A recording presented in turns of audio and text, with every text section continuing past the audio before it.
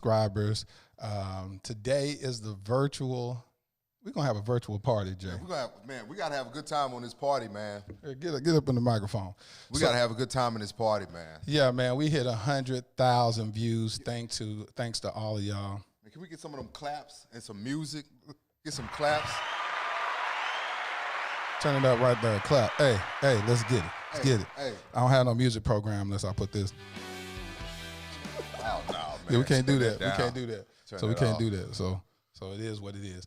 How's everybody doing right now? I'm finna go look on the live. Where's my live? I want to see the video streaming. Bobby, text me the. So, guys, we are live on YouTube. Go to Dear Future Wifey podcast on YouTube. We're live. And I will be looking at my phone time to time. If you guys have a question, this is a virtual party celebrating 100,000 views. Yes. And you guys have questions. Hey, Rita, good evening. If you guys have questions, please feel free to send your questions. My Mind Matters virtual mental community. Yeah, I remember you. What's going on? Shout out. How you doing? How you doing, baby? This is another one. Yeah, How baby. you doing? In Louisiana. Baby, you want to go down there and get some crawfish? We're going to do that? No, we're going to go down there to the neutral ground. Here we go. Y'all ready to get started? Man, this is Hey, good. Lauren, what's going on? Yeah, that's those Izzies. Oh, these are all right. Shout out to Lauren for telling me to go get these balloons. You know, dudes, we don't normally just know where to get balloons. No. But she said go get some balloons for your live. So Every man needs a good woman friend in his life to help him. To help him and to level up.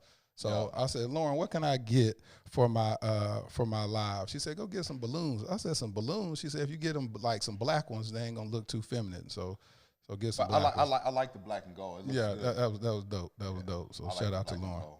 Shout out to Lauren. Yeah. Talking about stop it. No, we're gonna tell you the truth. No, that plant is not real. A wrath of God. This is a little fake succulent. So that's what we got. A helpmate, yes. And guess what? You don't have to be married. Do you believe that you have to be married to have a helpmate?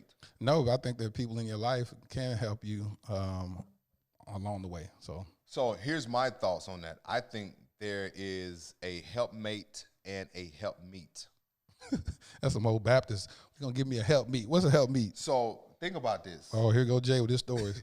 Think about this. I don't have a story for this one, but think about this. A helpmeet is someone to help meet a need. Oh, that's good. All right.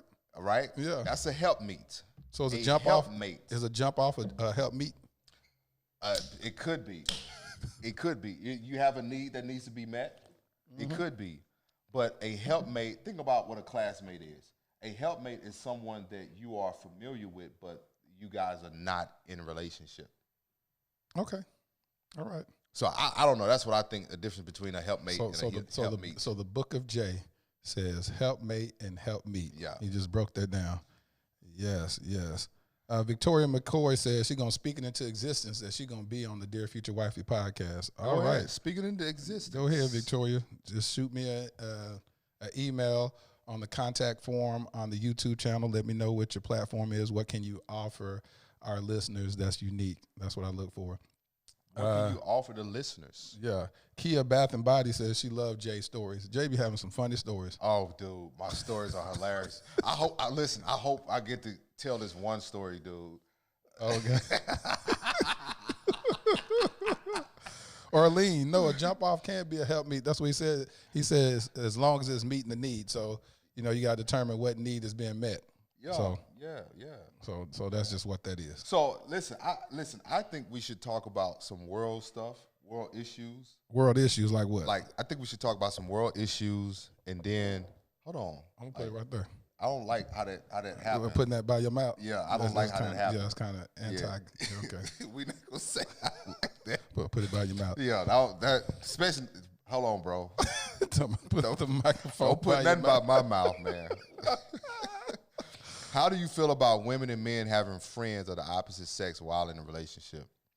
I get that question often, and I don't think there's anything wrong with having the friends of the opposite sex, as long as you guys have had conversations about what are the boundaries in the relationship as it pertains to your friendships. Because again, too, it also determines the level of the relationship. Are you guys dating? Are you guys exclusive? Are you guys engaged? Now, if you guys are exclusive or engaged in preparing to be married, I think you should not have friends that your spouse doesn't know.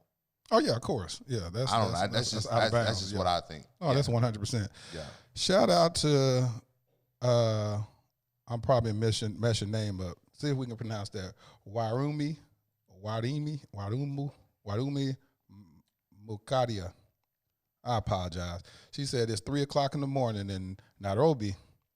She said she had to catch this. Read that question, man. What's with that question for both of you? Would you date a woman who has been faithfully celibate for years and wants to get married but is not desperate? Yeah, of course. Yeah.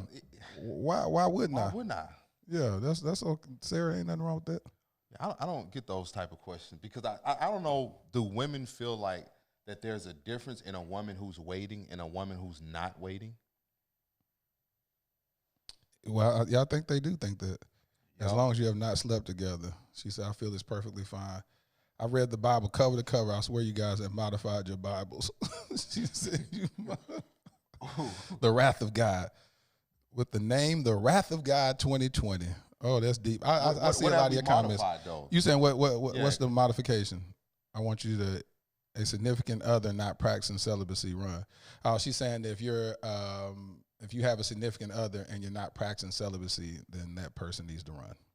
Again, depending on everybody, listen, when we're answering these questions and we're not modifying the Bible, again, I'm a therapist, so I'm not even going to be clinical, but I'm just going to be Jay in this perspective. Again, I don't know what someone's perspective or view or how they're living their life. Because I've seen people who waited before marriage and they have a disastrous marriage. I've seen people who have dated, they didn't wait to have sex. So again, we're not God. We're very clear on what the Bible say, but people will be people. So in that case, I have to ask somebody, you have to align yourself with somebody who has the same beliefs as you. And if they don't, that's move true. around. No, that's 100% true. Move around. Yeah, that's 100% true. And that's what I believe being equally yoked really is about. You can be equally yoked and you can be an unbeliever, equally yoked with another unbeliever. We often think that equally yoked means that you have to be saved, but it's saying that two people. And when they say equally yoked, what that is derived from, I'm finna go and be a theologian right here. Go ahead, brother. It's derived from when cattle would be hoarded from place to place. They will put these yokes on their necks, and they'll pair them off, two cattle, and they'll put a yoke on one person, on one cattle, and the other one on the other one, and they would try to make sure that they're around the same size, so the other one isn't pulling the other one or it's uneven, and so that's what made them unequally yoked. And let's be honest, I think that person says if you guys are, if you guys are men of God, we expect godly fruit. Real talk. Yeah, I have godly fruit. I'll leave it at that. Mm-hmm. I know them. I have a real walk with them. Amen. So what do you? Go ahead. Yeah, we'll just keep on going. Lebuto is in the house because okay. I want to say this, man. I like what you just said. People understand Bible, but they don't understand scriptures. Come on, and talk about it. They don't understand the word. Here's why. I know so many believers who are married but are not in covenant. Oh, yeah. Talk about that. They're married, but they're not in covenant. Talk about it. Because, see, you can, like what you just said, yep. You can be unequally yoked with a believer. There are so many believers. You can run to that Bible, but can you make that Bible real in your life and manifest the things of it? You can quote it all day, that's great, but can you make it real and make the fruit of the word manifest in your marriage? Oh, that's good. Manifest in your business, that's in good. your friendship life. Because, see, it's easy to pick out a one scripture, part yeah, and pick out one part that you don't have an issue with. it's almost like the married people who always use their marriage to weaponize single people as if they've arrived. Yeah. But you're unhappy. Again, so it's like, I would rather be single and being happy than to be married with somebody to be putting on a facade and you're throwing your marriage up in front of a bunch of single people's face as if they're missing out. Yes. But really, there's no fruit in your marriage. Because if there's no fruit in your marriage, then let's talk about the covenant that you don't have with God. Because the covenant is a true reflection of his love to us. Because if he said, if I'm married to the backslider, he was married to the backslider, then he said he's married to the church, then there is a sacrificial effort, then there's a connection that you have with God in your union. A bunch of people are married and God didn't do it. Well, there it is. All right. Don't get me started, man. We're gonna just leave that right there. Yeah, we're going to leave that right there. Leave that right there. Yep. They said preach. There has to be application, not just memorization when it comes to the word of God. I'm ready tonight, and I'm on this, what is this, Izzy? It's on this Izzy. I'm on this Izzy tonight. They said they structured the Bible to benefit how they live, and sure enough, came in on a good word. Woo, y'all heavy on the truth. Y'all ready? Yeah, you have any questions, hit me up. I think someone just said, is it a red flag if someone has been married twice, or no, you said thrice, 3 times. Rosa V says, if someone is married 3 times and doesn't talk about the work he's done to heal and grow. Therapist? Is that a red flag? Said that he doesn't talk about it? He doesn't talk about, I guess he said doesn't talk about the work that he's done to grow after being married 3 times. If I don't see it as a red flag if you're not interested in getting to know him beyond his marital issues. I mean, that's what I'm saying. I would want to know: are you wanting to know more about him? Are you really wanting to date this guy? Yeah. Here's the thing. I think most women, you got to ask yourself a question. You got to be clear. If you met a guy that's been married 3 times, right? You have to. If he's not clear with you in the conversation, of what happened or why he's divorced or how he's working toward healing, that is not a red flag. For one, that is your cue. Your cue to what? That is your cue to exit stage left. Right. Because again, you need to be able to see, I'm going back to fruit. Jesus killed the tree because it was not producing fruit. Yes. If he cannot show you the fruit and you have not experienced his fruits of the seeds that he's planted through his healing process, exit stage left. Do not try to stay and see. And I think that's where a lot of women go wrong at. Because again, if you stay long, you end up finding yourself in a situation where you're trying to either gain more understanding and you are falling for this guy, or you are trying to fix him and you end up falling for this guy. Yes. So you got to make a decision and say, okay, sounds like a great guy, but not anything that I want to sign up for. Yes, yes. She said no one wants to be somebody's 4th wife. Exactly. And if you don't want to be his 4th wife, then just make a different decision. They said if you've been with somebody for 10 years and y'all still not married, should you call it quits? That's what Vibe and Jay says. Who? Vibe and Jay says. What'd he say? She said if you've been with somebody for 10 years and they still haven't married you, should you call it quits? Oh, you should have. Man, hold on. You done been with somebody 10 years and they have not married you. What you gonna say? You know, some things, man, I think most people know what the answer is. They know what the answer is, and it's just coming to the realization. They just want confirmation. So sometimes, because especially if you with somebody that's gaslighting you the whole time, then they can say, listen, you know, in my own timing, you know, I'm working on it. I'm trying to get this together. And so they may gaslight you for another 10 years. To thine own self be true. If 10 years is too long for you, that is a red flag to me, because most men are very intentional. We know what we want and we go after it. So 10 years don't take us 10 years to make up our mind.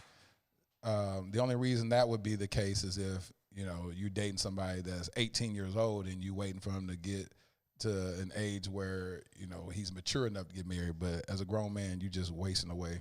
I want to go back to something I saw in the comment section, and I want to go back to something. My hell, you on here, my homegirl. So I want to go back to something that someone said. Here's the thing. like one of the first things that they tell you, bro, when you're becoming a therapist is your religious beliefs, leave it out the way, cannot override someone's decisions and someone's belief system when you're either in that session. So what I do, I stay neutral. Yeah. Again, but that's wisdom. Yeah.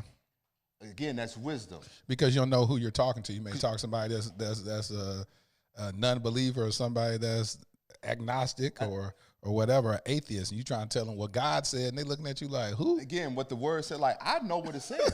I know what it says. But for me, that was the one thing, I took this job, right, in Cali. And one of the things is they know how strong my belief is in God. You know what those people ask me? Believe it. Can you make a unbiased decision? They said, can you make an unbiased decision? Yeah. And then will you make decision based on your spiritual beliefs? You cannot do that in a clinical setting. No, you can't. You cannot. So when people I saw somebody in the comments like, man, you got to use wisdom. Yeah. And for one, my emotional IQ is on 1,000. So I'm not going to go back and forth with you. Yeah, you ain't going to be arguing with nobody. Yeah, because, again, you have to be at a space where I can know what God's word says, but, again, I don't have to harass you with that. You know what I mean? But, again, that doesn't take away my redemption, doesn't take away my salvation. However, you have to be able to present an answer and a response to meet people where they are. Right. Because if I give you word without an understanding and you lack wisdom on how to apply it, then what good is it? Yes. Because even with a pastor, you have to be able to bring the word down to the level of the people to understand it, to apply it. Yes. Yes. Again, that's what Paul did all throughout the Testament. Yes. Bring the word down to the level of the people so they can understand it. What does this mean? We had a lot of this in church. Don't do this. And don't have sex. Don't do that. And you never explained to people why. So you had a bunch of people who got married in church to have sex. Yep. They had no clue about being married. No. All they know is we didn't want to live in sin. We didn't want to fornicate. And they read the scriptures, it's better to marry than to burn. That's it. And so they said, so I'm just going to marry somebody, and then when our relationship burns up, then I get somebody else. Statistically, Christians has the highest rate in divorce. Well, it's about even. They say it's about even, right? Oh yeah, it's probably about even. Yeah, right they now. say it's 50-50 which is very telling. Like, it's very telling.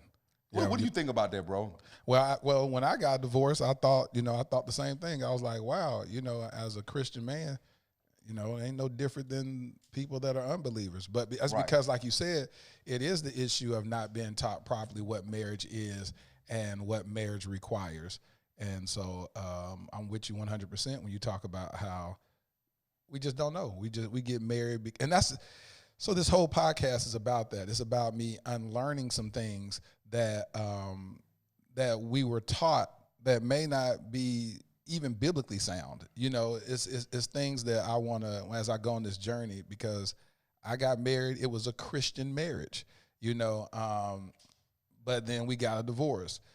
And so I look at that, and then somebody asked me a question, well, is God basically going to give you permission to remarry? Because in the Old Testament it says that if you divorce your spouse and you still technically still married and all that stuff, and I go, you know what? And that's that stuff that you go, I'm not caught up in religiosity. No, I don't do it, man. That mess have people leave the Lord. Man, I move off the word, move on the word, but then too, I have to understand when I can use my spiritual sense and spiritual IQ, and when I can't insert that. Yeah. My mentor used to say something all the time: do not harass your world with your perspective. Yes. And here's the thing: most believers cannot do what I do to be able to go in the marketplace, not compromise and not shift, and be able to meet people where they are, because you're too pressing of God. Jesus never pressed who he was onto people. He never pressed. When he went to Zacchaeus, he never pressed him. He knew he was robbing and taking them people's money. He knew he was charging them higher taxes. Yeah. He knew that. All Jesus said, I'm going to come eat with you today. Basically said, I'm going to come and hang out with you today. Yeah. And what this did was it formed a relationship. This is why I tell people, you can have all the Bible you want to know, but again, you can't get your spirit right until you get your mind right. Yes. Get your mind right. There's a lot of people who are spiritually educated and spiritually mature, but they're emotionally immature. Yep. Because there's no balance in that. Yeah. That doesn't take away God, but it's also, how do you get people to follow where you're wanting Christ to take them, not you? Yes.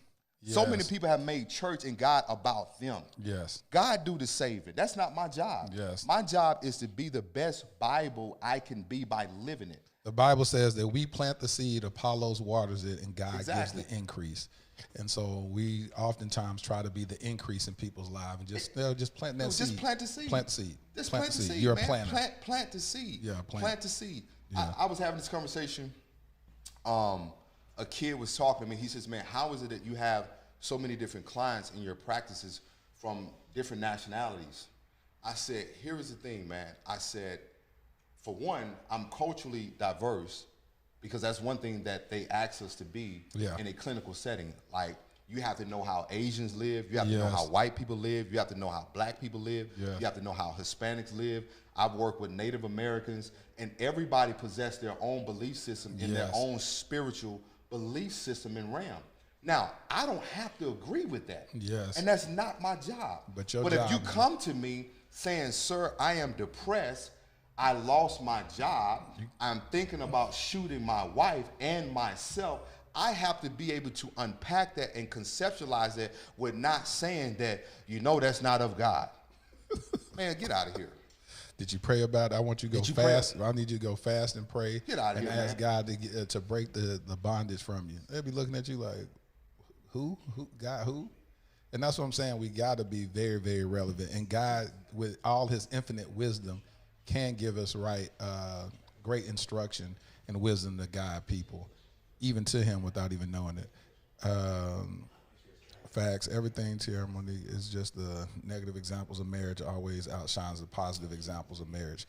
Everything Tierra Monique says is just the negative examples of marriage always outshines the positive examples of marriage in the media. So if you want to get married, don't give up hope. It can happen. 100%. That's what this whole podcast is about. It's called Dear Future Wife, not Dear Future Side Chick. So it's all about us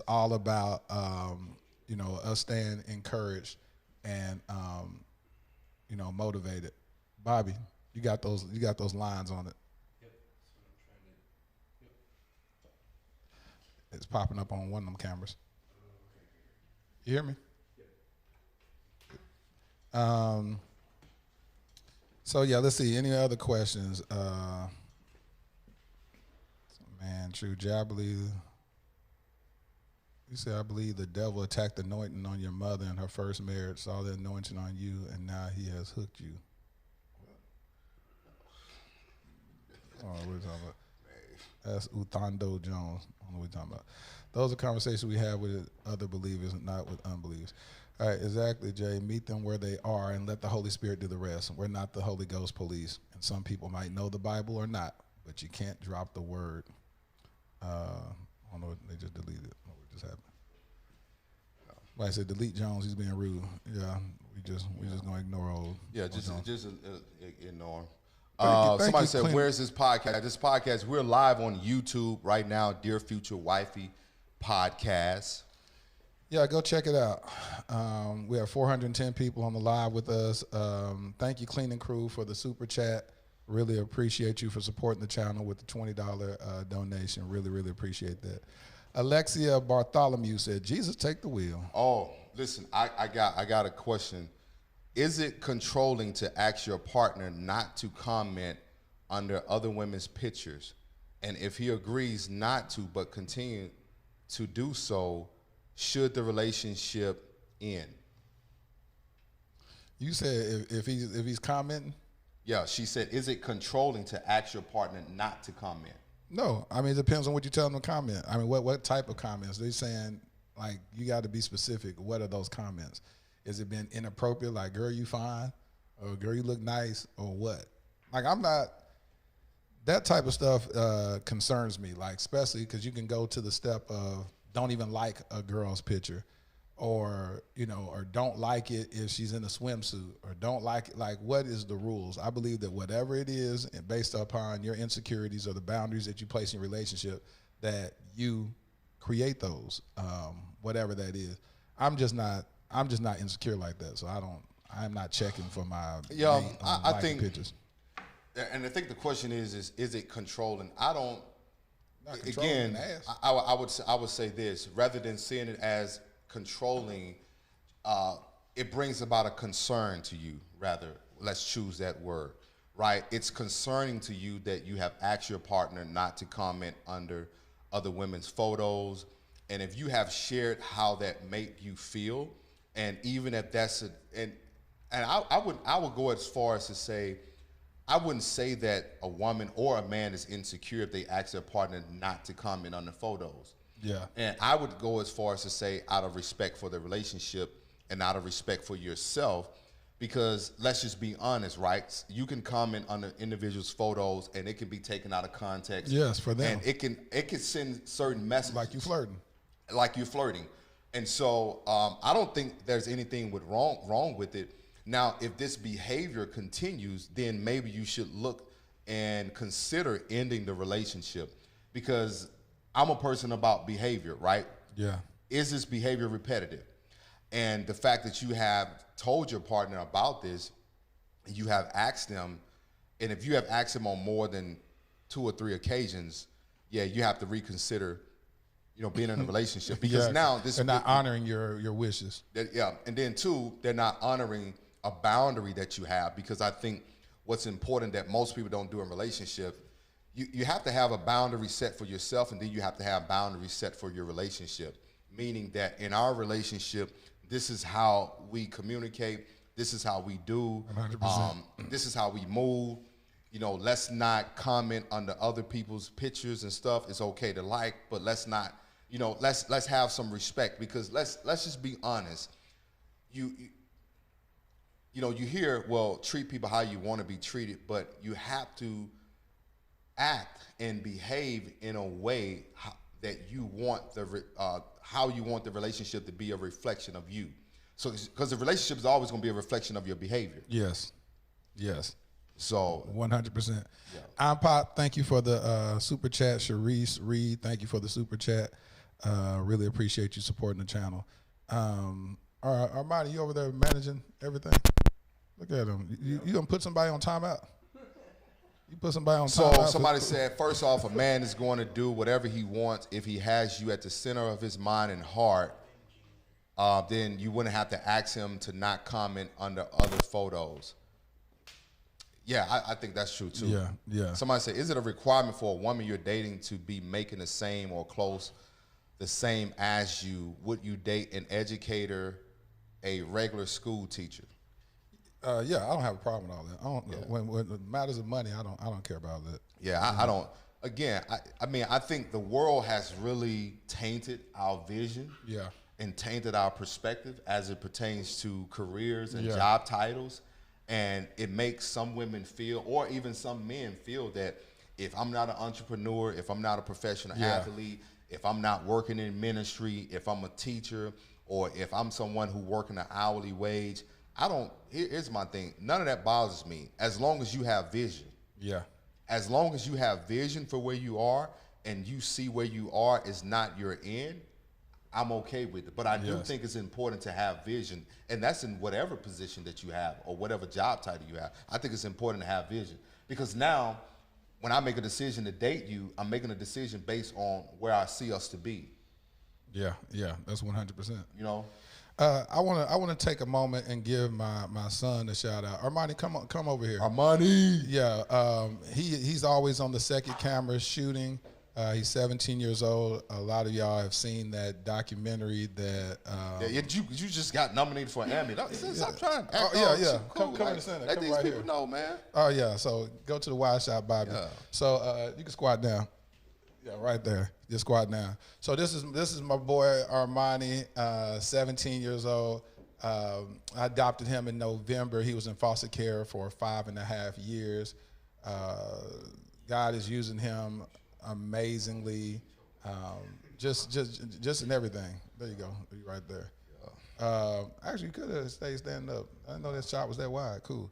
But yeah, so shout out to Armani. Just got nominated. We got nominated for an Emmy for the vlog that I did called Pursuing Armani. Yeah. That vlog was about Armani never knew that I was pursuing him. We were, gosh, it's almost a year, well, 2 years from when we met. But in October of 2018, October the 31st, kids in foster care, they get an opportunity to go do anything they want to do when they're featured as a Wednesday child. And so they can go meet the Mavericks, they can go meet a Cowboys player or whatnot. Armani said he wanted to go feed the homeless. And, wow. And so the CPS worker called me and said, hey, you have a web series called Home Blessed Life where you go do random acts of kindness for the homeless, and we want to partner you up with Armani if you're interested. I said, sure. And they connected us, found out he was 15 years old. I told God when I adopted my nephew that I'd be willing to adopt again, but the kid had to be 16 years old. And wow. When I say you watch that video called Pursuing Armani, I put a link on the community tab. You watch that, it's going to blow your mind. But shout out to Armani. He's excelling. He has a YouTube channel, Armani Green. He produces music, and he also and the kid is really dope, man. Like, listen, kid. I want to say this to you, man, while you're here. And your dad didn't tell me to say this, but I want to say, man, you are in a special time in your life to have somebody like him, and to have somebody like him to choose you and choose to give you a part and a piece of life that you would not have gotten. I started all of my work out in the foster care. My emotional program that led up to me becoming a therapist started with working with kids like you. Oh, I know that. That's dope. So I started in Houston. I started off working with girls, and then I went into working with boys. And so that's how I got my start in working with teens in the mental health field. And so I want to say, man, embrace this time that you have with Dad. Embrace him. I know that at times it can be difficult and challenging. Yeah. Because when you have experienced what you have, oftentimes it's not easy to, well, it's not hard to replace love with abandonment. Because oftentimes when you have not had love, you can shut it out and call it abandonment because that's what you've been accustomed to. Yeah. And so, and this is where we come from in the clinical world, we call it a cognitive distortion, where you can take your reality and see it inaccurately based off an experience. So I want to say to you, man, take this experience and time that you have with him and embrace it. Because you would not only thank him, but you would thank yourself later. Because he's pouring into you, because this is a pivotal time in your life. Yeah. These are your formative years. So what you grab from him on how to manage your sexuality, how to manage your mental health, how to manage your aggression, your anger, who you are becoming as a man is very critical for your development. Yeah. And so I honor you, man, because I've seen some of your work, and I think you're a dope, young black man. And so accept the love that he gives you. Is it easy? Is it? No, it's not. Because, again, when you have had abandonment and rejection, oftentimes tough love can feel as if you're being pushed away. But really, that love is God chasing those he loves. So it's really that he's pulling you closer to him. Oh, boy. Jay, you don't even know what you're saying right now. Like I just felt that, man, and I just had to release that. Armani, say what you want to say. Here, slide up here. Just talk. Wow, that's like lately people have been like the other day, we went to this interview. My dad got interviewed by this pastor, I believe, and he just stopped. He was like, hold on, I gotta say this. And he just started saying like a whole bunch of stuff, like really powerful stuff. Like that's been happening to me lately. So I feel like God is like, something's about to happen, and like I remember one thing he said, something's about to happen for you, and just don't blow it. And what you just said, that's really powerful. And I really appreciate it. I just felt that, man, and like I said, I just had to release that. I just think, man, I would say this: I am seeing more black males at my practice than I ever have. Wow, that's good. And I'll tell you this: they all are looking for a Latarius. They're all looking for a Jay Barnett. They're looking for men to pour into them. So this time that you have with him, man, is just divine alignment because God saw something in you that needed guidance. So when I tell you, and the good thing about it, Armani is about to, he's going to launch a different YouTube channel than his typical stuff. God has been speaking to the both of us. And so y'all be on the lookout on that probably by next month or the month after. But Armani is going to start speaking out about what he experienced in foster care, struggles with mental health, and self-esteem. So it's going to be extremely, extremely powerful. And so I can't wait till he, and he's very transparent, and that's what I love so much about him. He has no shame about what he's been through, and that's why I know God brought the two of us together, because as much as I'm pouring into him, he teaches and teaches me a whole lot. Teaches me a lot about patience and self-control and all that. I'll share this story. A couple of weeks ago, he put a hole in the wall. He got mad, knocked over this table. It flew across the room and put a hole in the wall. And he called me, and I was at Costco. I was shopping, and he said, "Dad, I put a hole in the wall." And I said, "Man, I'm finna go home, and I'm gonna give it to him. I'm gonna toss him around and do something."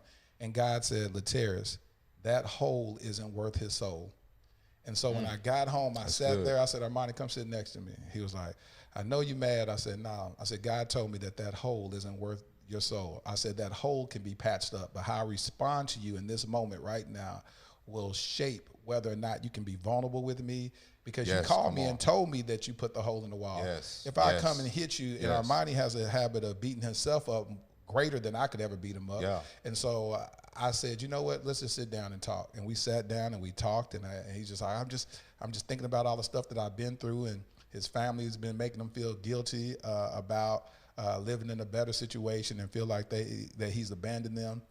All that stuff. He'll share a whole lot about that. But he just started trying to self-sabotage. And I just loved on him, gave him a hug, gave him a kiss, prayed with him, and sent him on his way. And so we got to always understand when God places us in these moments where we can restore somebody instead of break them down and make them feel even worse, then that's what God wants us to be. And you know, man, Latarius, the beauty of it is that I like what God gave you in that word. I like what he gave you in that word, that the whole was not worth his soul. And I want to really go into depth on this. Your soul is your mind. In the Greek word, I want to say the Greek or Hebrew, it means nephes. It's your mind, it's your will. So even in the Bible, when it says, "What profit a man to gain the whole world and lose his soul," it's not talking about a spirit. He's talking about what profit a man to gain the whole world and lose his mind. And every time we have a negative experience, it's recorded in our cellular memory. Right? I won't go too deep clinically to share the backstory. So every time you have a negative experience, it's impressed and it's imprinted, and it leaves a mark on your soul. This is why when you hear about soul ties and you hear about the different things of that, you know what I mean? Hey, love you, brother. Love you, boy. Yes, sir. Yes, sir, man. Love you, man.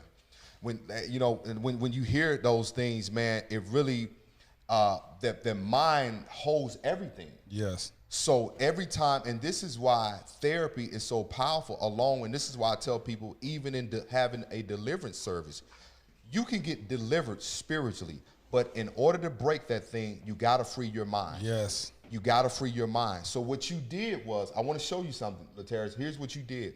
What you did was you rewired his brain on how he handles and receives a message when he does wrong.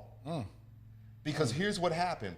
If every time that I did something and I failed and I fell short, and if I received rejection, I now interpret that as I have to be right, and if I'm not right, I won't receive love. I won't receive acceptance. So what you did was rewire his brain rather than getting on his case. If we can learn how to do that with young black males, because here's what's going to happen. As you are loving on him, you are teaching him not only how he see himself, but how he see other young black men. Oh, that's good. The reason That's why good. black men cannot see themselves beyond where they are because we've never been shown We haven't how experienced to it. love ourselves for who we are, so we live in this performance mentality. So we got to perform in front of the white man. You got to perform in front of your woman. You got to perform in front of your boys. And the worst one of them all is you feel like you got to perform and put on for the hood. Yes. Yes. Yes. And none of these prospective places really guide you back to learning how to embrace and accept yourself, meaning that I know you're not everything you want to be, but you're still deserving of everything that you want to become. Ooh, talk about it. Talk about it. Talk about it. So what happened is that you just taught Amani that you are deserving of love. Yes. Whether you feel that you're worthy of it or not. And you embrace his ability to communicate with you. This is so beautiful, man. Yeah. Because bro, even for myself, I just wanted somebody to validate what I was feeling. Yes. Yes. I didn't want to be suicidal. I didn't want to be depressed. I just wanted somebody to validate that. Jay, You know what I I'm want saying? you to talk about that. I want you to talk about your suicide attempts. So I'm gonna talk about the second one, because the second one was very powerful because my family was involved at this time. I called my mother. I had the whole family on, and I was just at a place of just a constant inner turmoil. What age were you? Do you really want to know? Yeah. I'm gonna keep it all the way lit. This was 8 years ago. 8 years ago. All right, good. I was 30. 30 years old. 30 years old, my second attempt. And I called my mother. Me and my mother did a live. And I had been wrestling with so much, man, in my mind because I got to 30 and I realized I wasn't happy with who I was. I just come out of I was engaged and we had broke it off. And, you know, we kept trying to make it work, but I think that I needed to do a lot of healing and we were young at the time. And for me, I just felt like, man, I didn't know where to go. I had so much going on. I had so much potential within myself, but I felt like I could never tap into it. Because I had this ideal in my mind, Laterras, that where I wanted to be with sports and with football, but it wasn't happening. So for me, fast forward, so one night, man, I was just fed up and the voices were getting stronger. Every day the voices was getting stronger. All right, go ahead and do it. Go ahead and kill yourself. Go ahead and do it. Every day the voices was getting louder and louder and louder. So this one night I'm talking to my family and my dad hops on the phone, and my dad was so insensitive about where I was. Man, you just need to figure this thing out. I'm sick and tired of you going through this phase. That's what he said. And that puts me over the edge. My mom is trying to say, you know, my dad's name is Jimmy. My mom is saying, Jimmy, don't say that to him. And I felt like everybody was coming down because nobody understood. And that's the thing, when people who are suicidal, when they are really dealing with this stuff, it's hard. And so this is why even in therapy, I always encourage the families to get educated on whatever it is, whether it's ADHD, whether it's social anxiety, whether it's a kid who is struggling with suicide ideation, like educate on how you can be a support system. And so in this case, he had pushed me over the edge, and my mom said, Jay, don't do this. I said, I do not care right now. Yeah. Literally, she said this on the live. I called, I said, I do not care. She said, Jay, do you know, and I've never read this in the Bible, we heard this growing up, that two things that God doesn't forgive you for is suicide and blaspheming of the Holy Spirit. Yeah. That's what we grew up. And she said, well, Jay, do you know that you could possibly end up in hell if you do this? I said, Mama, I don't care. I just want to end this pain. Bro, I had tried so hard to impress my dad with my life. Tried so hard to be validated by this man. I was trying so hard to prove that I can become without him, while at the same time hoping that he see what I'm doing and acknowledge it and say, son, I'm proud. I never heard my dad say I'm proud of me until late in my 30s. Really? Late in my 30s. And you talking about somebody, I played 4 years at my university. My jersey was retired. I won all types of awards.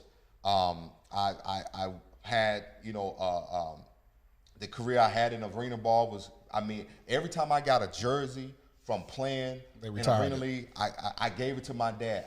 And I never heard this man say that he was proud of me. Always, and so it was, I wrote my first book. Oh, that's good. Like, he had never said anything. So in this space, man, I went in the bathroom.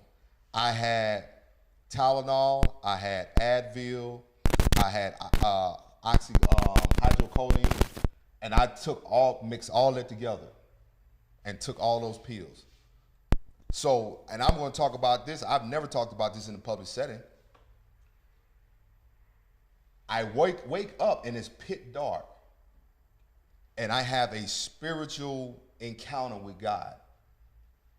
It's pitch black. The voice comes to me and he says to me, because this is the second time I've attempted. Yeah. He said to me, this is the last time that I'm going to save you. He says, the next time you will succeed. He said, the next time you do this, you will succeed. He says, I have a purpose for you. I have called you. He says, the Father that you're looking for, you can only find it in me. He said, stop trying to impress your dad. Like, me and God had a real conversation, bro. And kid you not, I felt my life enter back into my body during this time. And when you came to, where were you? Were you in the hospital setting? Were you at home? Was the So my godmother found me. So it's deep, man. So what you doing with our money and that's the one thing about me is like, that's why I don't get in banters with people, man. I know God has his hands on me, bro. Yeah, and that's all I'm that gonna tell you matters. something, bro. Let me tell you something. I have so many people that I know that has succeeded in suicide. Yep. I struggle with that spirit, with that suicide ideation ever since the first time that I ever tried to do it. I tried to jump out a window and my stepdad stopped me at 14 years old. So I've been battling suicidal thoughts since I was 14 all the way up until I was 30. And after that, I entered into therapy. I entered into really trying to seek help. I went to a spiritual counselor, and he just tried to give me a lot of Bible. And it was effective, but it didn't give me an understanding of where did all of this, where it come from, like what was the root. And the root of it all was, man, the rejection of my dad. Yeah, the rejection of daddy. Yeah. See, fathers give their sons identity. And so when you don't have that identity, you run around aimless. That's why you have all these young boys in gangs. You have these young boys being pimps. You have these young boys being everything that you think negative because they're struggling trying to find their identity. And so the enemy is going to find them and give them identity. And when the enemy gives you identity, it's going to always be negative. And so I thank God that you're still here, Jay. Yeah. I thank that's God why, that you're still fulfilling your purpose. purpose. But that's why, if you notice how we don't talk all the time, but I'll hit you up. Yeah. I ain't hitting you up on this. I just hit you up just to wrap this check on. You're like, what's going on, bro? What's happening? Just to check in. Like, the relationship I have with men, bro, is so solid. Like, I believe in checking on the guys in my circle. Yeah. I believe in, reaching out to them. You don't have an iPhone, but if you did have an iPhone, he trying to be funny. He over ain't trying to be funny, but trying to shoot these slugs because I'm Android, team Android in the house. But my boys that have an iPhone, I always send them voice texts. Good. I send them voice texts saying, "What's up, King? What's good, bro? Like, man, just letting you know I'm thinking about you." I always speak a word into my boys' life. I was in Houston last week, and I spent about 4 days there, and every night I did something with my boys. One night we went out to dinner. The other night we went to like a little house get together. And then the other night we kind of went to a lounge. So that Monday when I returned back home, I sent a long text message to all 7 of my boys, speaking life over to them, thanking them for the weekend, thanking them for us connecting. Because here's the thing, ladies. I tell women, always give attention to who a man has in his circle, because that's going to tell you not only who he is, but it's going to tell you the type of man that he will become. Yes. Because your association determines your destination. So say it one more time. Your association determines your destination. All of my guys are men of destiny. That's good. None of us are at the same place we were when we met 10 years ago. That's good. When we got together on Friday night, we talked about what we were wanting to do by 40, because we were all 38. And one of my homeboys, he's like in his 50s, but the majority of us in our late 30s and get ready to edge into 40. We were talking about what we wanted to do, what did life look like. We was talking about my new position. And so we were talking from a place of where we've been, but talking about where we're wanting to go. And if a man is not speaking futuristic and speaking from a vision perspective, then you may need to reevaluate how you're going to align yourself with someone who doesn't know where they're going. We can preach on that, Jay. I'm gonna resist that. You know what I'm saying? Oh, yeah, that's good. Because Abraham did not lead Sarah until he had direction. Someone just asked a question earlier that just been sitting in my spirit. They said, should a man seek to marry somebody before he pursue his goals? Like if he has goals set in mind, should he wait after those goals are accomplished before he gets married? When I got married when I was 28 years old, and I said I wanted to go prepare a place for my wife. I said there were certain things that God wanted me to accomplish as a single man, that I want to show her that I could till the land, that I could name the animals, that this is the process before the promise, that I have to take on these assignments and accomplish these things. Because if I didn't have nothing, didn't do nothing, never had a house before, never bought nothing, just like then I'm dependent on that woman to be the foundation. And I believe that men are the foundation of their homes. And so I went to go prepare a place for her. And I was touring the country. I had my dream of being a national playwright. I accomplished that. And then I said, I exhaled and said, now I'm ready to take on a wife. And so, so the question that you asked a long time ago, I forgot who it was, but early in the chat, you asked that question. I believe that, that most men will go ahead and accomplish that thing. And there's going to always be other things that he's going to accomplish. But that first initial thing, that first initial hump that he wants to get over for his own sake, for his own soul, that he needs to feel that sense of accomplishment. Yeah, and somebody said on here, I think it was a brother, he said, boss up before you get married. There it is. I think that is key. I think a man who's not settled in who he is, number one, if the man is not settled in who he is, what he's called to do, and I'm not talking about ministry in the church. Here's the thing, people. I want to clarify this. We often think that ministry has to be in the church. What Latarius is doing is ministry. 100%. What he's doing with his podcast is ministry. What I do in mental health is ministry. Your ministry is meeting the people where they are for what they need. That is ministry. So if he's meeting not the clear, people where they are for what they need. Meeting the simple people. As that. That's simple as that. Powerful. As simple as that. And so if the man is not, again, if he's not clear about who he is, what he's called to do, and where he's wanting to go, learn how to bow out gracefully. Doesn't make him a bad guy. Doesn't make you a bad person. However, preparation is the greatest act of belief. If I believe I am a husband, if I believe that I am building my life for a family and for a wife, I have to prepare. I have to prepare financially. I'll even be transparent. I have one more credit card to pay off. Good. One more credit card to pay off. Credit score will be at 850. That's bossing right there.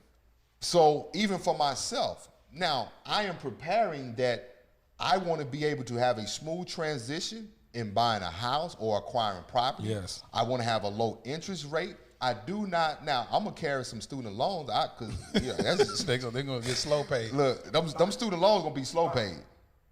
But ISO us. So these student loans gonna be what they are. So I'm sorry, but thank God my PhD is paid for. Praise be to God. Amen. But thank you, Father.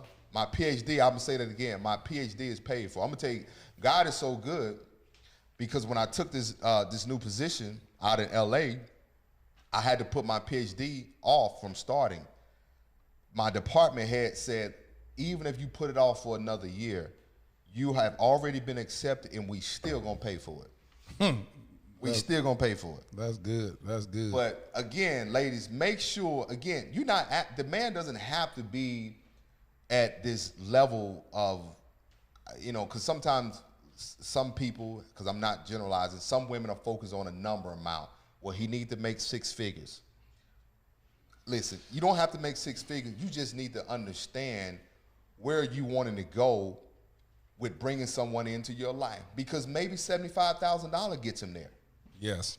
You know what I mean? And maybe for his vision, it doesn't cause for him to make 6 figures. Yes. And maybe he's okay with that. But you have to be okay with where you are and what you're bringing to the table. But there has to be a discussion of where you guys are going. Yeah, 100%.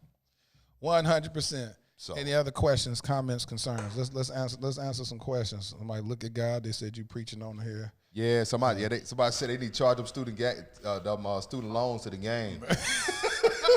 We're charged to the game, so Shoot, I took them student loans out for my mama too, bro. Me and my mom, we laugh about it. I was on a full scholarship. How I come out with loans? Yeah, how is that? I'm gonna tell you why. My mom, we laugh about it now. My mom lost her job, and she had to get some loans so she can help pay some bills. And so she lost her job when I was in college, and she became homeless, and so I had to take out some loans to help her out. And so we laugh about it now, and I'm like, Mom, I got $20,000 in debt. Ain't because I need that, you needed that money. So I think you ought to pay them folks back. Shoot. That's messed up. You got no people calling me. I ain't using money, man. That's what I said, Mama, I ain't seen that money. And look, you know how it is when your voice get high. I ain't seen that money. He said, I was on a full ride scholarship. I was on a full ride scholarship, man. I come out with 20 racks in the hole, man. Come on, bro. Shoot. Somebody said, amen, Bible study. How long should you do counseling to heal from past domestic violence? So, clinically, a year and a half is what they say clinically. But then again, that's clinically, and that could take longer according to the whatever the abuse was how long did the abuse go on. So normally you have to factor in how long did this abuse occur, and then how consistent will you be through the therapy process. So what we tell clients typically is that it takes about 22 sessions to really work through or unpack anything that you're dealing with. And that's about a year and a half of therapy coming twice a month. That's not 22 sessions in, so it's like twice a month. So, but yeah. Good response. Any other questions, comments, concerns, prayer requests? Yeah, prayer requests. Yeah, somebody said for that reason God would take, you right, because I showed God gonna have to take care of that too. Hey, but bro, I tell you what, dude, oh man, here go another story. Go get my charger out of my office. So go Jay with the stories, here we go. No, this is a good story. So the guy called me, right? Because for the position I had to take, I had to enter back into school to take a few more classes because California requires, California different. So I had to take some more classes, right? So the guy calls me. He says, how did you get your master's paid for? So I knew what it cost me to get my master's paid for. He says, how is it? He says, your loan balance is zero. So I said, zero? I said, did something happen? I didn't say nothing. He says, you don't owe any money. He says, we backtracked and we checked your finance. He said, you don't owe any money. He says, how did you pay off your master's program like that? All I said, man, it was long, it was tough, and it was hard. Listen, he says, your balance is zero. How is that? I have no idea. I don't owe no money. Armani, I need the whole charger. I said, y'all see my shirt? I wear all the time. God over money. The man said, you have a zero balance. He says, He said if you wanted to get another degree, you still have 130,000. I'm good. I said I'm good. I'm good. I said my PhD is paid for. I said nope, I don't need nothing else. Oh, you winning? But when he said that balance was zero, I said, look at God. Look at God, boy, that's amazing. I called my homegirl. I was telling her. She was like, Jay, you lying. I said, I'm telling you, bro. I said, that man said zero balance. And I went and looked it up and looked at that United So you States talking loan. about that 20,000 is gone? The whole, no, 45,000, my master's. God, dog. I said, come on, bro. I said, he says, no no, bad. Jay. So he emailed it to me, said a zero balance. Yeah, I said, I need to see that in writing. Thank you. I said, I screenshot it if they try to change their mind. No, Jesus paid it off. Any other questions, y'all? That's when you ask them for a printout. Exactly. That's what I'm saying. And that's what I said. I said, I need a printout. And then the printout, I screenshot it. Any other questions? Come on, let's ask some questions. I see y'all leaving some great comments. Thank you. And yeah, shout out to my team Android that was leaving comments. Appreciate Android you. on there? Yeah, Android came up there and was like, yeah, team Android in the house. You know, you're over here trying to. Oh, Android and house, man. iPhone, y'all, Apple, y'all, come on, give me an endorsement. Give me an endorsement on mental health, man. I'm a black male therapist associate. There you go. What kind of affection do men want? Oh. Izzy says, what kind of affection do men want? That's a very, very, very, very broad question. Do you like to be held? Sometimes. Are you an affectionate person? I'm a very affectionate person. So you like to hold hands and touch? I like to hold hands so much, but I'm gonna touch you a whole lot. Like I'm a. If you sit next to me, I'm a toucher. I'm a rub a leg. I'll put my feet on you. I'm gonna always try to connect with you physically. Yeah. So is that your love language? No, my love language is words of affirmation. And what else? And physical touch. Physical touch. Okay, mine is acts of services and physical touch. Well, there it is. Yeah, I like physical touch. Like I'm very touchy-feely, man. Yeah. That's why I can't like engage with like how dudes date a bunch of women, bro. I mean, and me and you had this conversation. Yeah. I can't date I can't. And I think it's healthy if you're multi-dating, not multi-sexting. Let me make sure I clarify. Multi-dating, not multi-sexting. So I think it's healthy to date to kind of see, but for me, I can't date a bunch of people because I can't allow my energy to go out like that. Yeah. You know what I'm saying? Like, I like to touch, man. I like to touch. Like I'm not a whole, like you can grab my hand, but I like to grab your waist. Yeah, I like that. That's what I'm saying. I'm gonna grab you and put my arm around your shoulders, on your neck. I'm gonna always touch on you. I love it. Somebody said those are her languages too. Yeah, I like to, cause I'll be honest. A friend of mine asked me that, and I think we talked about that, but for kissing. Yeah. Like kissing is intimate for me, man. If I kiss you, like it's something. Is kissing greater than sex to you? Is kissing greater than sex? Because I heard some dudes was Somebody like, said that? Yeah, well, some dude said that. Some dude was like saying that kissing is more affectionate or intimate. Is more intimate than sex. Yeah, I think no. I would agree with that. I think kissing is more intimate than sex. Why do you say that? I don't know. I feel like I don't know, man. Kissing can really, cause see, kissing can mean so many different things. You know, I kiss you because I'm happy to see you. I kiss you because I miss you. I kiss you because I want to get this party started. Yeah. You know what I mean? I kiss you because I'm mad at you. You know what I mean? Because, you know, I kiss you because I'm hurting. You know, I'm crying and, you know, I kiss you in tears and, you know, stuff like that. So, and I think kissing is a form of connection. And I think it's just, I don't know, it's just something, it's just something about it, man. Well, a lot of people keep saying kissing. Because I can't kiss everybody. Somebody said kissing is more intimate. Kissing is the door. Kissing is a different form of communication. Yeah, I agree. Kissing is powerful. Kissing makes the sex passionate. Yep. Yeah, kissing does make the sex passionate. You know what I mean? And again, kissing starts the ignition. again, for people who are looking at us out of an obscure, We are not promoting sex. We're not promoting fornicate. We're not saying those things, man. We're having a real conversation tonight. But you ain't got to get no disclaimer to these folks. Yeah. So listen, this other thing, for real, you can't get, because let me tell you something. When I did this podcast because I didn't, and it's interesting because a lot of people find the Christian overtone of it. And I never want to be a Christian podcast. I never did, because once you start labeling something, it's a Christian podcast, then people automatically come with their preconceived ideologies about it. They say, oh, Lord, they're finna be preaching to people. Yeah, and then you won't give me the opportunity to be transparent and keep it transparent. Lit. And so I want everybody, as y'all see, a lot of people that come on my podcast are Christians, but we're not fake. We're not going to tell you what you think you want to hear as Christians. We're going to be transparent. Yes. And this is the thing we got to understand. Because if we had those Pauls and those Peters and King Solomon, if we had these people literally walking the face of this earth right now, you would judge them. You like, how in the world could you just betrayed Jesus?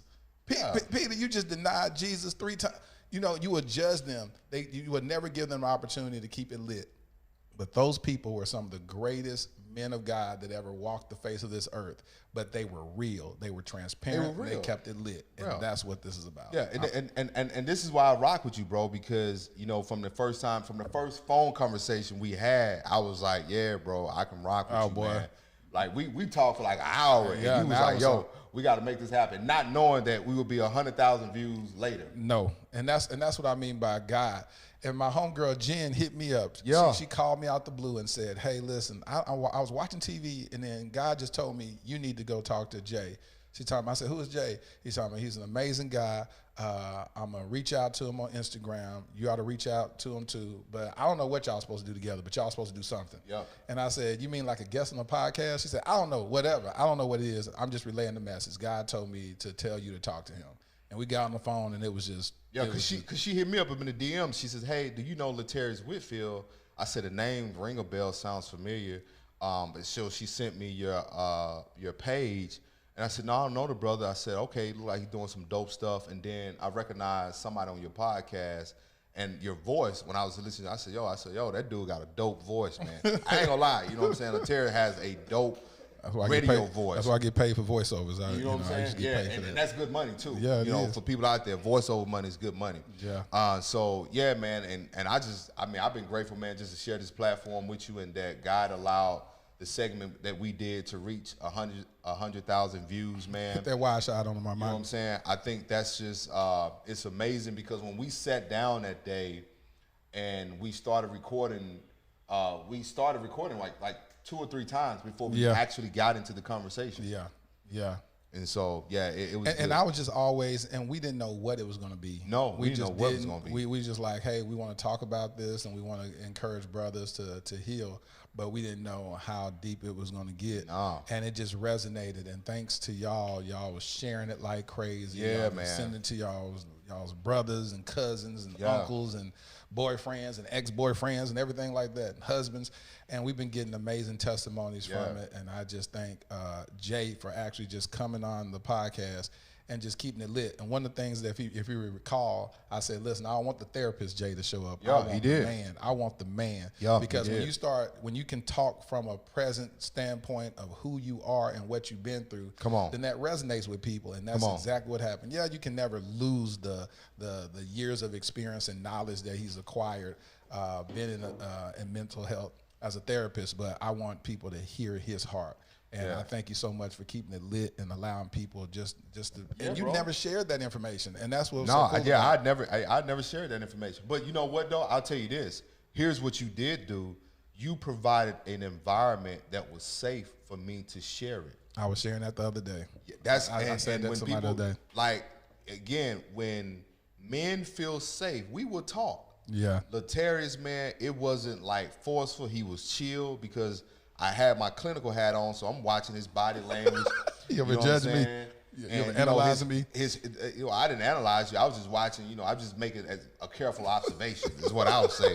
I was making a careful observation, but I watched how relaxed you were, and when I saw how relaxed you were, notice my shoulders was just like, I'm chill. So it's almost like I'm talking to one, because that was the first time we met in person. Yes, like we talked on the phone, Yeah. but the energy, the synergy, man, just flowed. And so it wasn't like you was just like, so bro, you know what I'm saying? What happened, bro? You know what I mean? Tell me about this. Like you wasn't on that, man.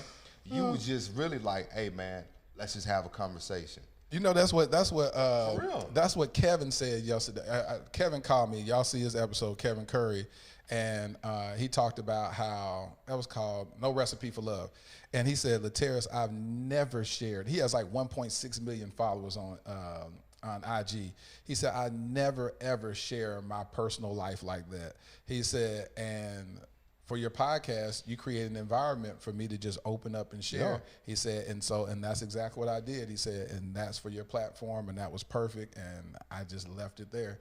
And I was like, you know, that's really, really cool, because one of the things that I prayed and asked God, and y'all don't even understand this, is that when I went down this journey of wanting to do this podcast, I said, God, I want you to bring people on the show. I want you to designate. I want you to designate the people that's supposed to come on the podcast, and I want them to be very transparent. I want them to be very lit, because we can't, the Bible says people overcome by the word of our testimony and by the blood of the Lamb.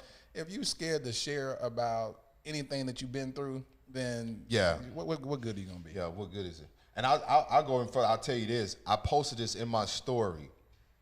Bro, God is so amazing, man. Bro, when I tell you 2018, 2019, bro, was a year. So December 31st at 10:49 a.m., I'm in prayer. I got my tablet out, and I'll send you the same picture when we're done. I'll send this picture to you. At 10:49 a.m., December 31st, I'm in prayer, and this is like, I go into prayer during the day. Leading up to the New Year. At the top, God says, I'm going to take your private pain and use it for your public revealing. I'm going to send this to you. I cannot make this up. I sent this to one of my friends earlier today, and I posted it on my IG story. I wrote this down. He says, I'm going to take your private pain and use it for your public revealing. The next line, he says, 2020 is the year of the great reveal. When I tell you, God, and he said in the next line, your enemies, everyone who spoke against you, who said something, who jumped on this person's side, he said, I'm going to make your enemies your footstool. When I tell you 2020 has been, I have made more money in 2020, got blessed with an amazing position. You know what I'm saying? Yes, you have, boy. And so, shout out to that. Shout out to my position. I can't wait to talk about it in more depth. Amazing opportunity. Sure did. So, when I get to go live in California, amazing. Yeah. You know, the ocean in my backyard, all that good stuff. Make sure you come and visit. Oh, you know I'm going to come down there. Exactly. Sure. So, bro, when I tell you, so when I started seeing this podcast doing what it did, God took me back to it this morning. Of what he promised you. He took me back to this morning, right? Because I didn't get the email till late. He was like, yo, we just hit 100K. Yeah. So this morning, before I started work, God took me to, I open up because I have a journal that I keep anything that God says to me, any vision, I keep it in a journal. And so I went to it and I looked at the top and God says, remember I said this. I had no idea what that would be until when you, and God did not bring this to me until you text me and said we just hit 100K. And just think about it, bro. We have just touched 100,000 lives that's going to possibly impact. What did Jesus say? 10 put to flight. What? Yeah. One put to Yeah, flight. so 1,000. One can put to flight with 1,000. I'm over here thinking about 10,000. And just thinking, man, what God did with this one episode. Because here's my prayer to God. Do not let me get on anybody's platform if I cannot glorify you, God, and meet the need that you have placed in me to help this person. Because if I can't help your platform to expand and grow, I don't want to be a part of it. Yes. Because I don't like getting on people's stuff just to talk. Yeah. So just to see that this grows your brand and grows your audience, I'm blessed, brother. And I'm blessed, it took up all the slots that almost that you have in new clients. Somebody just asked, how can they seek therapy through you? I'm gonna be honest. I'm gonna be honest. I don't. It's You don't got booked man, up. bro. I have a 30-person waiting list. Yep. Right now. Yep. Because of this podcast. Because of this podcast, people just. I went into the office. Oh, Yeah. I got a story for you. Okay, tell me the news. I go into the office the other day, and a lady sent an envelope with a letter in it. Okay. She said that she'd watch the podcast, and she sent it to the practice. Yeah, interesting, but I won't go into detail. You want to go into what the letter said? What the letter said. She said, I'm but gonna this send you a letter. this has been a blessing, man. I'm proud of you, man. Man, that's nobody but I'm God. proud of you, man. It was in this obedience because I didn't want to do it. I was like, I shared that on the last live that I did. Somebody said, dating a younger dude, how do I communicate some of my pet peeves? I see it without hurting his feelings or seem like I'm trying to change him. How young? How young is he, Priska, Amos? How young is he? Comment on that. You go, Jay. Great is coming. Super happy. JR said that. Amen. Love that idea. Yes. That's what John. 1 to 1,000 and 2 can put the flight 2,000. Yeah. So we just put the flight 10,000. Yeah. In the spiritual world. Yep. In the spiritual world. Exactly. Somebody had a question to Bill. Life of Asia said they trying to holler in the letter that they wrote. Oh yeah, that's really what. So somebody asked a question here. It says, "How do you determine?" I think somebody that's a narcissist and somebody who's trying to control. Repeat that again. You said, "How do I what discern the difference?" So we'll skip that question. I do like this question because I can't remember. Do you think it's good to date if you're still in the healing process and cleaning process? No. Do not date while you are healing. You are still bleeding. Yep, you're going to get blood on people. Do not date if you're still in the healing process. If you're under construction, please do not date, man. It's like, would you go move in the house that is under construction? I'm talking about literally, like they said, it's not safe to even be in this building. And they got all kind of codes on it or whatever. You wouldn't go sleep in there. Red tape in there, caution tape. You don't know if the roof is going to fall over. You wouldn't do it, would you? Yeah. So it's the same thing. That house is under construction. Because I'll tell you this, think about this, the quality of any house is based on the foundation it's built on. So Yes. if your emotional and mental foundation has cracks in it, you are not equipped to be in a stable and to create a healthy relationship. Right. So go through your healing process, however long that it take you.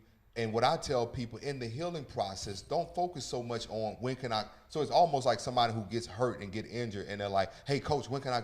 And they ask the doctor, "When can I be? When can I start playing again?" Let's focus on the healing process. Yeah. Let's focus on your recovery. Let's focus on your rehab.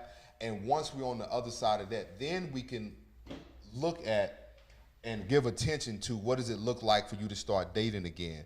Because there's nothing worse than dating someone when you're not in a whole or a healthy state of mind. And I think you said it, dating broken people, you're going to get cut. You're going to get cut. Anna, you brought up a good point. You said, how do you know you need to keep healing? Because I find that dating is helping me see more things about myself. Triggers? And it was a good thing too, Anna, when there's two different levels of dating. Are you dating with intentionality? If you're dating to say, I'm looking for a purpose partner, what we're talking about is we don't recommend that. But if you're just going out, eating with somebody and you're just having conversation with them, and as you begin to date these people in this regard, then it's helping you understand some of the things about you deeper. Then that's question, great. somebody That's where I'm says, at. Jay, my specialization that I got at NCU was general therapy, and my PhD study is in cultural diversity and social injustice for black men. Good. Yeah. Priska said he's 29. I'm a couple of years older than him. Oh, that's not bad. Yeah, that's not bad. Just talk to him. Yeah, just have, talk to him. If you cover everything, this is good. So this is one of the things that I'm learning when I communicate with people. You talk about, you put a positive, you sandwich whatever you need done. So for instance, you say, you know what, I really love it when you do X, Y, Z. Yeah. I really would like to see you do X, Y, Z more, and I really love it when you do such and such and such. So it's like, so you just sandwich that negative, quote unquote, comment in between two positives, and the person would be like, okay, well, cool, I want to get that third one in. She just said she loves this about me. I need to work on this, but they love this about me. Man, and that question is going off the rip right here. 2 questions I want to get at. Is it healthy to wait for someone who is healing? Oh Lord, that's interesting. That's a tough one there, man. 'Cause you might come up short. Yeah, you may come up short. I would say don't make that the intention, because if you start waiting on that person, then I always say to thine own self be true, because that's a gamble. It's like if you say I'm gonna wait on him or wait on her, then what if they're never healed, or what if they get healed and don't choose you? What if their healed self don't even like you? What I was talking to somebody. Yeah, somebody said, "Move on, sis." Yeah, exactly. I wouldn't say move on because I don't want to come off as being. But yeah, I think, and the question, how do you know when you're healed? Here's the thing. I think when you know that you're healed, you're not triggered often. Yes. That's when you know that you're healed. You're not triggered often. Triggers are nothing more than emotional landmines. Yep. So when you get through the healing process, and here's the thing that healing gives you the ability to do, even when you're triggered, healing gives you the ability to navigate and to use the proper tools on how to respond versus reacting to the trigger. Yes. Healing gives you the tools that you need on how to navigate by responding to a trigger when it's set off rather than reacting. Because once you have been healed, you have hopefully acquired the tools on how to manage certain things. Doesn't mean that you're not affected by it, but now you're not controlled by the feeling, because the feeling is sometimes attached to the trigger. So what you do is, and this is what happened to most people when they're not healed, right? You only have one tool in your toolbox. Mm-hmm. So you only have a hammer. And if you only have a hammer, everything is a nail to you. For real. You just been start hitting everything, huh? You just start hitting everything because you don't have the proper tools. So again, your healed self will allow you to manage your emotions when you are triggered. Somebody said I'm a fine 40-year-old and someone called me a cougar. I got offended. Why is 40 considered a cougar? You only consider a cougar if the boy 18. So if you, Lanice, how old is the boy? If the dude is that much young, the dude called you a cougar, you got offended? Yeah, she said she's 40. And how was the guy that called her That's a cougar? what I'm saying. I mean, the only person that called you a cougar that's 40, somebody got to Listen, I'm glad she said the word offended. Here's another book that I tell people often, right, about different books to check out. Here's a book that I think a lot of people should really look into read. It's called The Bait of Satan. And I'm going to tell you why this book is good. This book talks about the spirit of offense. Oh, yeah. When you address the spirit of offense, right, you will never have another trigger set off within that is associated with how someone else is feeling. Because most of us are set off inwardly by the issues or battles that someone else is dealing with, right?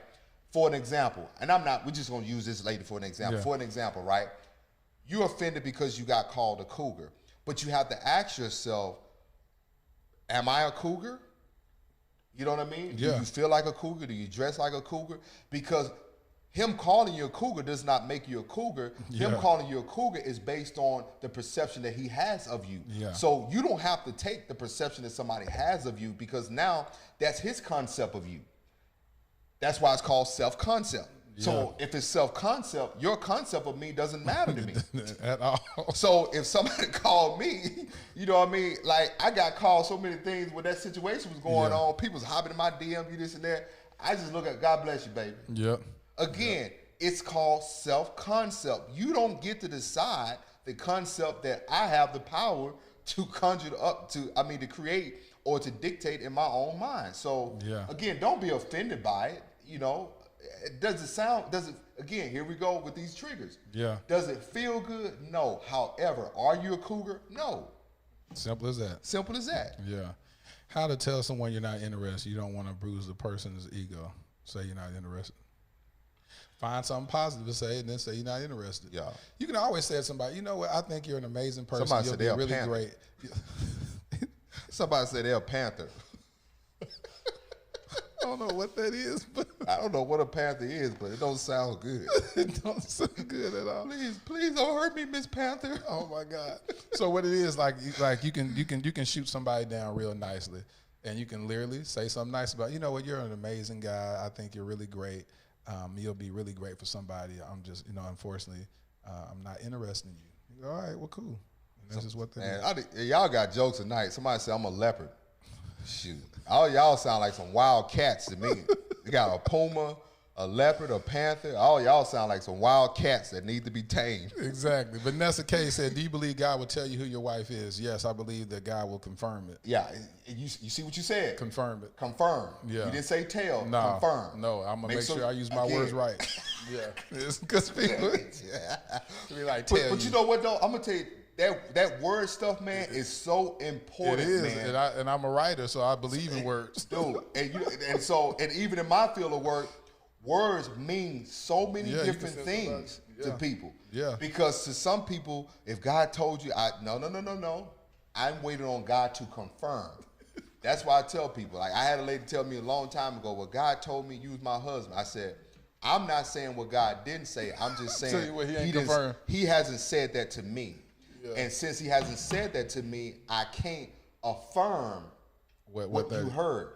Yeah. So again, I'm not dismissing you and I'm not negating that God didn't say that. I'm just saying that he didn't call me up and wake me up out of my sleep and tap me on my shoulder and say, hey man, this is your wife. So Matthew, you asked the question, am I going to talk more about catch and release? I plan on doing a series about that. It'll be something on Off the Podcast. Right.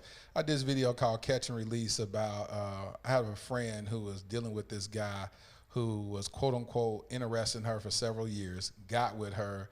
They made it official January the 1st. By February the 15th, he said he don't want to be in a relationship no more. But for 7 years, he's been quote unquote, I want to be with you. Just so he pulled a Jacob. A Jacob. Yeah. Jacob waited, was it 14 years for Leah? For Leah. Leah and Rachel? Yeah, Leah and Rachel. That's what he did. Well, I mean, he got tricked though. So he worked for her. That's what it sounded like. And that was a switcheroo. Yeah. The daddy was like, yeah, I know you wanted this one, but I'm gonna give you this one. Dang, so I couldn't imagine that, bro. Yeah, you had your mind set on cheeseburger, and all of a sudden you find out it's a hamburger, bro. It's worse because Leah, one of them looked the fool. So I got a question, bro. Somebody said, and this is off the relationship part. Somebody talked about vision. Like, what do you do when your close friends and family don't see your visions and you feel isolated? You're a visionary. Talk about that. You know what? One thing that I've learned early on is that God didn't give the vision to the other person. God gave me the vision. I remember when I was going to do a national play, my first national play, and my dad was like, you ain't finna go do no national play. And I was like, I'm telling you, God told me I'm having a national play. I was 22 years old. He was like, you better go get you a real job. And I said, well, and I went and got a job, but on the side, I was still doing my plays. I was acting and doing that stuff. I worked for the Dallas Morning News. And it was so amazing because I ended up getting fired. Well, they told me to quit because they saw that my extracurricular activities in theater was infringing upon my work duties. Mm-hmm. And so they was like, hey, why don't you quit? I said, no, I want y'all to fire me because I need this unemployment. Come on, somebody. Amen, somebody. When you quit, you don't get nothing. But when they fire you, you can get that unemployment. Yes, and so sir. I was in that unemployment ministry. And so then I was able to go pursue my dream as a playwright. And then it was so cool because after about a year and a half of touring, the Dallas Morning News did a cover story on me about my work as a national playwright. And it was just so doggone cool. They sent reporters out there to New Jersey and they did the whole little story on me. And I would add that I would probably say that you found people who agreed with your vision. Yeah, you're gonna always find and find people who are aligned with it. So if your family don't follow you, connect to the people that believe in it. You'll look at this video. You can go look at the video Jay and I did. You may see 1,300 likes, and you just see like 56 thumbs down, just because people just don't have nothing else to do but to put a thumbs down. If I focused on them thumbs down, you wouldn't, I wouldn't be able to give God glory for this 100K behind us. So I celebrate the success and not the 53 thumbs down, whatever it is. I don't care about this stuff. Yeah, somebody said, I'm a writer and just been politely let go. Wow, they needed to hear that. Oh, that's good. That's good. Wow. So, and also someone sent a prayer request. They have their daughter's father is in the hospital battling, and she asked if we can just keep him in prayer. She don't want her daughter to be without her father. So I'll make sure. He's battling the health issue? Yeah, battling the health issues. So if we can pray for him, say a prayer. Heavenly Father, I lift him up right now in the name of Jesus. Lord, you said in your word Lord, that by your stripes he is healed. So, Lord, I first speak healing from the crown of his head to the soles of his feet. God, you said it's not by power nor by might, but by thy spirit, saith the Lord. So, Lord, I need your spirit to overtake him right now in the name of Jesus in the hospital. God, I also lift up her daughter before you, God, and I ask that you give her wisdom and guidance and, God, just unconditional love. And as the father continues to make deposits into that daughter's life, that this, if he were to pass away, God, that his legacy will go forth living and breathing through his daughter, God. And I thank you right now in the name of Jesus. Lord, you said in your word, not my will, but let thy will be done. So, Lord, you know everything that's going to take place, but God, I ask for peace that passes all understanding. In Jesus' name we pray. Amen. Amen. So what I always do is when somebody says pray, I just pray. I you have to go right into it. Because I'll be like, oh, yeah, I'm going to pray for you. And then I'll be like, cheeseburgers, and I'll forget all about it. So here, I want to take a time and really address this, right?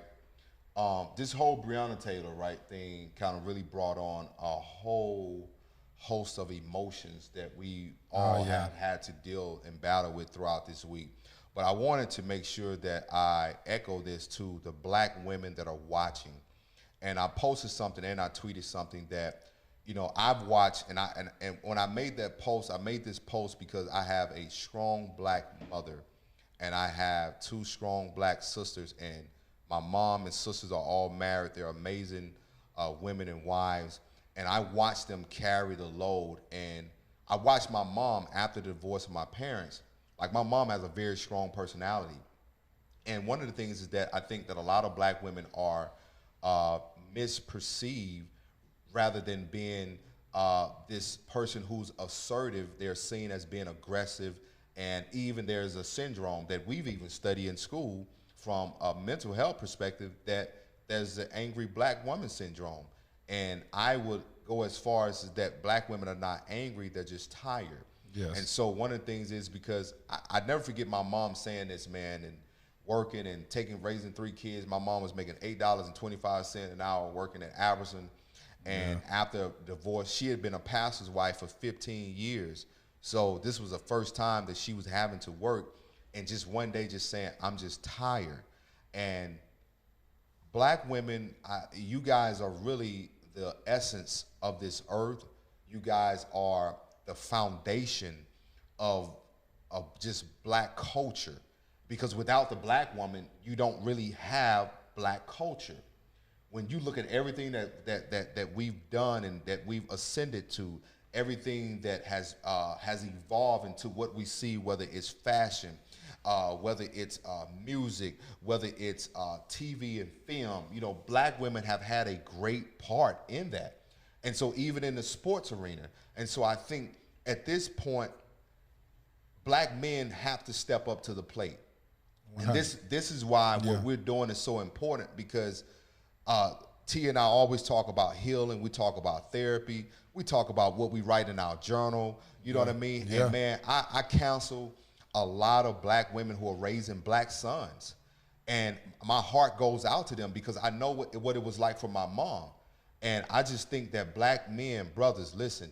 And here's the thing, brothers, here's the thing that irks me as a black man. When black men go on television or on the media and you speak down on our sisters. Yes. Let me tell you something. I am Jay Barnett because of Mary Christine Barnett today. Better talk about it. Because of Mary Barnett hopped in a U-Haul truck. I want y'all to hear me. Yes. When my dad divorced my mom, Mary said, I'm taking my kids to Texas out of Mississippi because I want them to have a better life. There it is. She got in a U-Haul truck. We loaded up with furniture. I had my friend. I was 13 years old. My mama paid him like $20. She worked the hell out of him too. And my mom drove 8 hours to Texas and said, I'm going to give y'all a better life than I had in Mississippi. So when you see me, you see Mary. There it is. And I'm not negating who my father is because part of him is in me, but her decision is what had caused me to ascend to where every day, bro, Miss Mary called me king. If I call Mary right now, my mom, and I said, Mama, what's up? She gonna say, hey, king. So that's where the King J came from. She said, I call you that because that's where you at. She told me every day, your name will be great in the land. I don't care what happened, your name. When I was going through that situation, she said, baby, they talked about Jesus. They crucified him. But I'm telling you, did that stop him from getting up on Sunday morning on the third day? I said,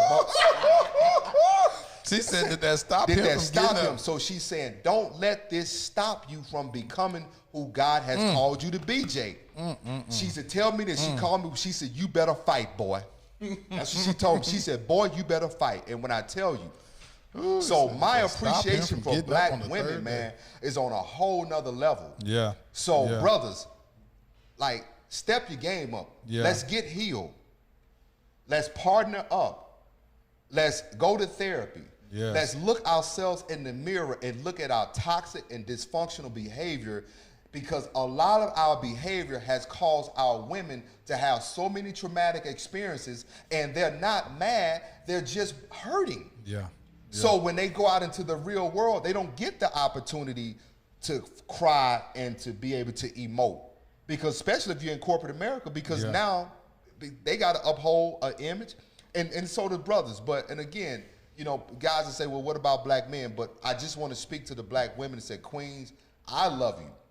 That 100. you are the salt of this earth, and meaning that you add to this earth, because think about salt is seasoning. Yes. You season this earth. So no matter what your experience is, you are not your experience. Yes. You are not the divorce. You are not the relationship. You are not the abuse. You are not the molestation. You are everything that God has created you to be. So stand on that, my sisters. And again, I know that we're in these difficult times, and you know, you look at this whole Megan Thee Stallion story. We don't get on that, but again, sisters, I love y'all. Keep Megan standing, and listen, keep moving forward, and don't let a brother who's not willing to grow impede on your growth. There it is. So that's all I got to say about that. Thank you, man. Jay, for sharing that. That's I had to- powerful. yeah. That's good. That's great. Keep it lit.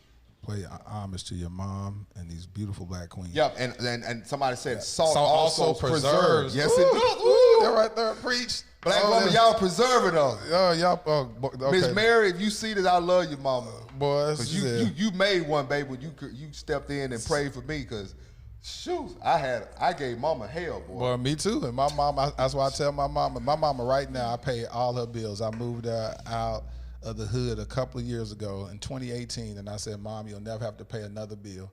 And she was like, all right. I said, to keep your little Social Security check that they give you, and you can do whatever you're gonna do with it, but all your bills automatically come to me. You'll never have to pay another bill in your life.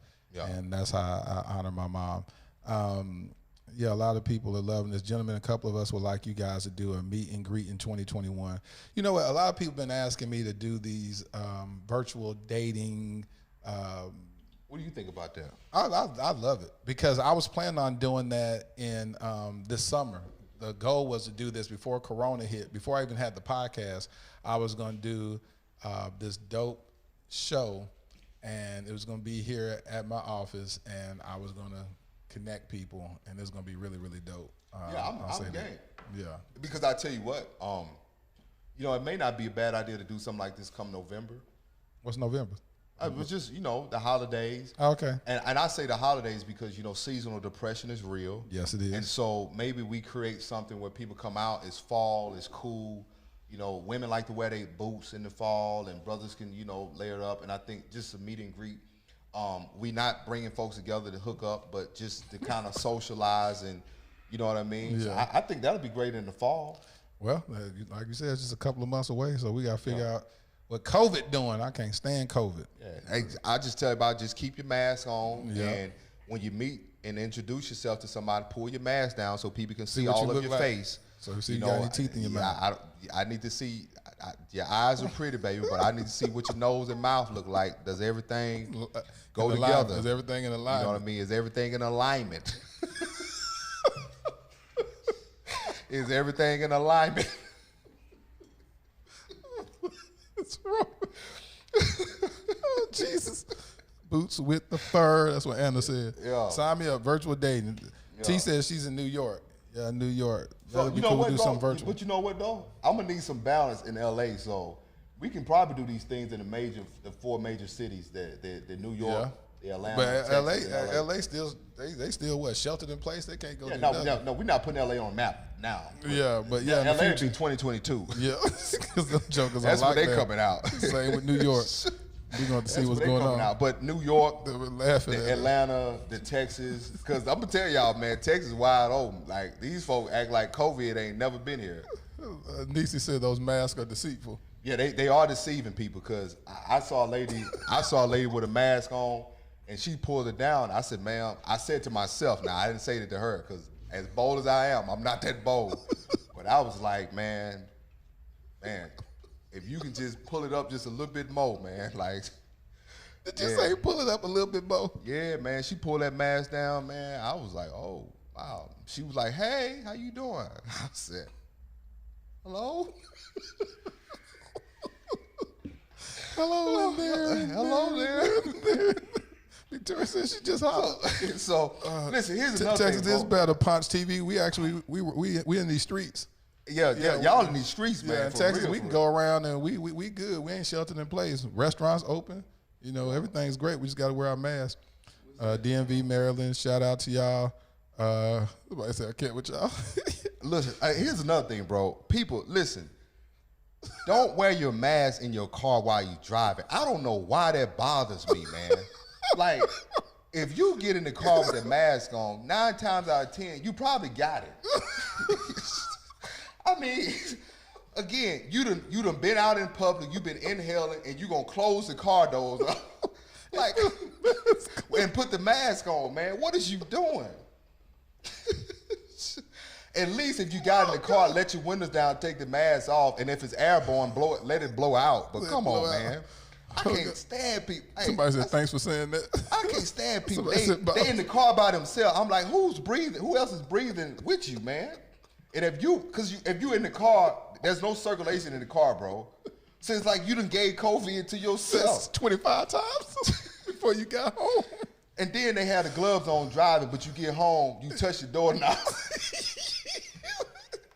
You touch the doorknob, you done brought COVID in your house with the gloves on. If you didn't take it, come on, man. People, if common sense was common, everybody would have it, bro. Everybody be smart. Oh, Jesus. Oh, God. Oh, Somebody said they hate when they nose ain't covered. Yep, I talked about that last time. The nose ain't covered? Yeah, you just have it around your lips. It's not over your nose. Yeah. So it's like walking around with your penis hanging outside your underwear. It's there to protect you. It just don't make sense. Thank you, Karen Evans, for the $20 super chat. But yo, man, I'm like, I appreciate you. Appreciate you. So Karen. somebody asked about dating and COVID. I'm gonna tell y'all something. They said they protecting themselves from themselves. Yeah. Shoot, go get checked. The old folks said, baby, go get yourself checked out, baby. Go get yourself checked out, At baby. the gym with the mask on. So when you go work out, you have a mask on? So here's the thing about our gym. I work out in Plano at Cowboys Fit.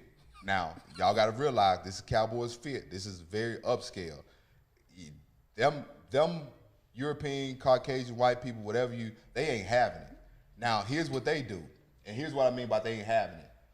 They keep their mask underneath their chin. They do not wear their mask when they working out. Oh, no. And I saw one guy, he just got mad. I can't breathe.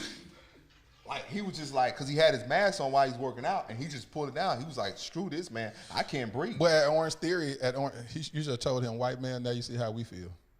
Oh, that's deep right there. That's Ooh, deep. shoot, Ooh. right there. Ooh. Oh, yeah, now you see how we feel.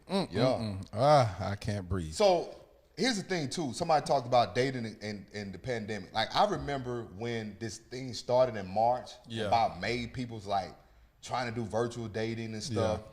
And I'm not gonna lie, I did it a few times, right? You know what I'm saying? And like, how'd that work out for you, Jay? Bro, I'm a hands-on person. Yeah. I like to see, touch, and feel, and meaning that I like to have intimate energy where we're in the same proximity. Right. That's what I enjoy. So I'm doing this virtual thing, right? We decided to watch a movie on Netflix. We on FaceTime. You know, we watching the movie at the same time. It was the weirdest thing in the world. Oh, yeah, you did tell me. Remember I told you about that? Yeah. And I was just like, and finally the girl was like, hey, I'm getting tired, so I'm going to stop watching the movie. So she stopped watching the movie. The date was over. So you can't talk. We were sitting here watching Netflix on FaceTime. And so then my homegirl, Stacy, you know Stacy. Yeah. Stacy's so big on, this is how Virtual you do virtual dating. dating. Yeah. It's that you order the young lady whatever she wants and you DoorDash it or Uber Eats it or whatever. So Why you I'm trying like, to sound like I'm like, listen, man, hold on. Like, so the girl, I said, man, you know, could I DoorDash you something to eat? She said, oh, I've already had something to eat. I said, okay, this is going to be a cheap date. So. You ain't got to spend no gas. Man, I ain't spend no gas money or nothing. But we watched the movie, and the movie's pretty good. And she says, hey, I'm getting tired. I'm going to go So to bed. I'm going to go to bed. So I was like, okay. Like, she said, maybe we can pick up tomorrow. She said, maybe we can pick up tomorrow on the movie. So I was like, all right.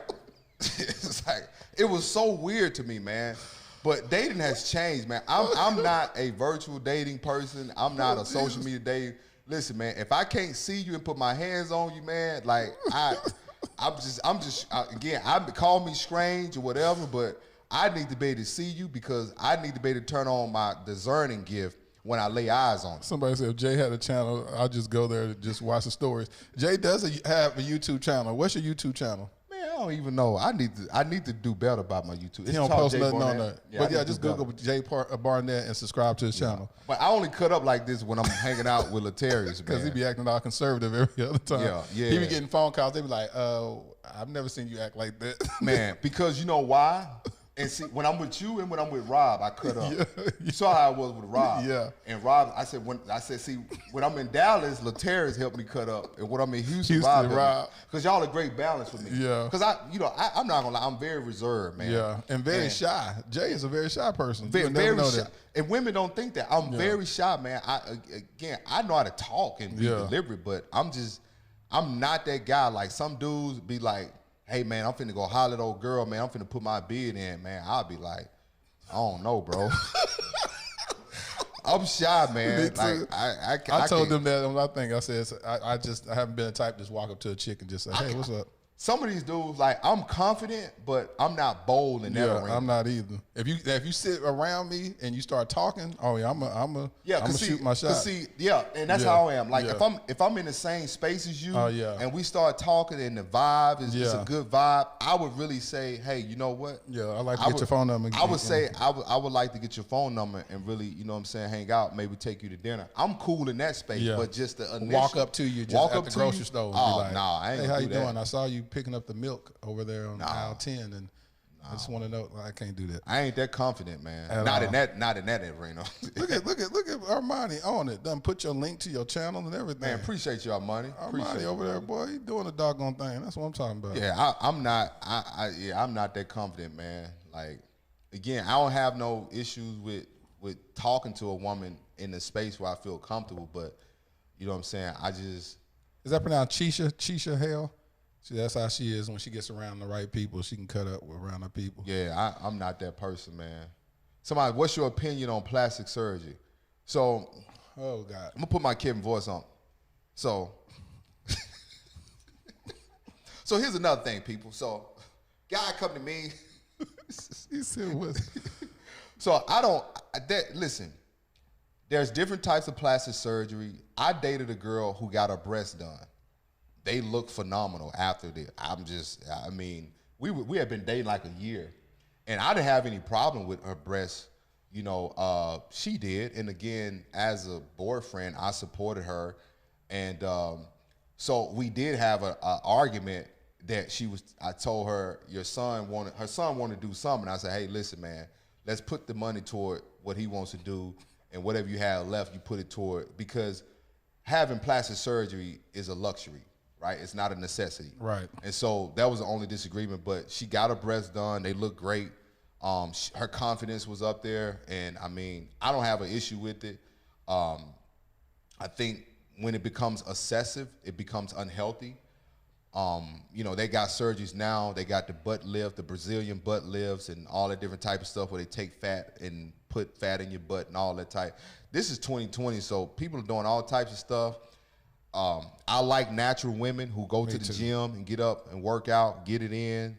You know, I don't have no issue with fake breasts. I mean, because, you know, the people, you know, again, there's nothing wrong with it. And yeah, with me, I guess I differ in that.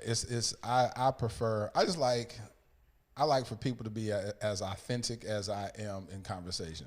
So whatever it is. Now, if you had breast cancer and you needed that, you know, because you had your breast removed, then by all means, I'm gonna support that. But what if she was an A and she wanted to be a C? That's fine. Them little A cups would be fine with me. Now, so here's a real question. I take a little A cup. It's your little breast. So here's a question I'm asking you, and we both can answer this. We talked about this day at the gym, and the guy told the lady, he said, a lot of black men don't care about breasts. They care about butt. So are you a breast butt ratio? What does that look like? Woman has small breasts, nice size butt. Woman has okay butt, big breasts. What do you, again, what? I'm not really big on, I like legs and I like face and legs. So you can have, not have the biggest breasts, you can have small breasts, small behind, but if you're real pretty, I just like pretty faces. Oh, okay, you like pretty faces. Okay. I like pretty faces. Okay, yeah. Since I played sports, I like athletic. I'm a leg guy. You know what I mean? I'm not. Again, like even when I was dating that girl, I was cool with her breasts. They were fine with me. Yeah. But again, it's your titty. I think you know, as a man that you're dating a woman, especially like if you're married to a woman and she wants to feel confident and she wants to do, I'm supportive of it. I don't have any issues with that. You know what I'm saying? But I'm like, if it's excessive where you trying to bring your jawline up so your face can look more sculpted and all that type of stuff, man, I'm like, nah. Did you hear about that story about that guy? I think some Asian dude, he sued his wife. He sued the lady? He sued his wife. Because they had an ugly baby. Yeah, they was like, hold on, what happened? And you find out she had plastic surgery. She had plastic surgery? Yeah. He said I think he won too, didn't he? Yeah, he won. I would have sued too. Because somebody just said false advertisement. That's false advertising. That's another thing why I don't like virtual dating and social media. Yeah. I've told you my story. No, I told that story in Houston with Rob. What happened? That I met a lady online, bro, in college, and she showed up to my door. No, you said that on the podcast. Yeah, I told the podcast. You said that on the last live. You said she came up with some gym shorts. Yeah, she came up with some gym shorts on. She didn't look like Keisha. She looked more like Ken. So, for real, she didn't look like Keisha, she looked like Ken. So, after that, I'm traumatized. So, again, I've seen women on social media and I mean, like, I've met people in person, you know what I'm saying? And I've met a lot of women, right? Like, if I'm at a speaking event and they come out and stuff, and I kind of like, okay, I've seen you on there, and you look like yourself, but, bro, because again, you got to realize, these filters are amazing. They so... These filters, man, you can reshape your whole body, bro. You can contour your whole face on a filter. That is so wrong. So so it's like all of a sudden you think you meeting this lady, and for me, when this girl came up to my door, she had these hooping shorts on. I was like, wait a minute. I said, no, this ain't the same person that I was talking to. You talking about you putting it next to it, talking about. Can you bring her to the table? And so, you know, my crazy, but I said, hold, because my face gonna speak before my mouth do. And she was like, is something wrong? I said, I'm trying to figure out, like, I said, you don't look like the same person. And she kept saying, it's me. I'm saying, what does that mean? Because it's me. That ain't you. It's me. That ain't it's me, oh Lord. Standing in the need of prayer. And you know what? I was standing in need of prayer because I was hoping, you know what I'm saying, there wasn't another situation. And so I told this that last week on live. So she was like, hey, you want me to give you a massage? And I was like, and you know, y'all, I'm gonna be transparent. So she took her shirt off, right? And she had this sports bra on. But it was like one of them sports bra with like them girls who hoop, because my sister used to hoop.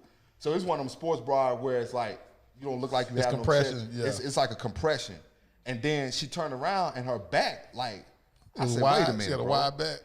I said, wait a minute, man. Something ain't right, man. Something is not right, Jay man. about to get turned out. So here's what happened, bro. So I said I wanted to be nice to her, and so I didn't know how to play it. So I leave and I go to the basketball game. My boys, they clowning me. They's like, man, Jay got this girl at the house, man.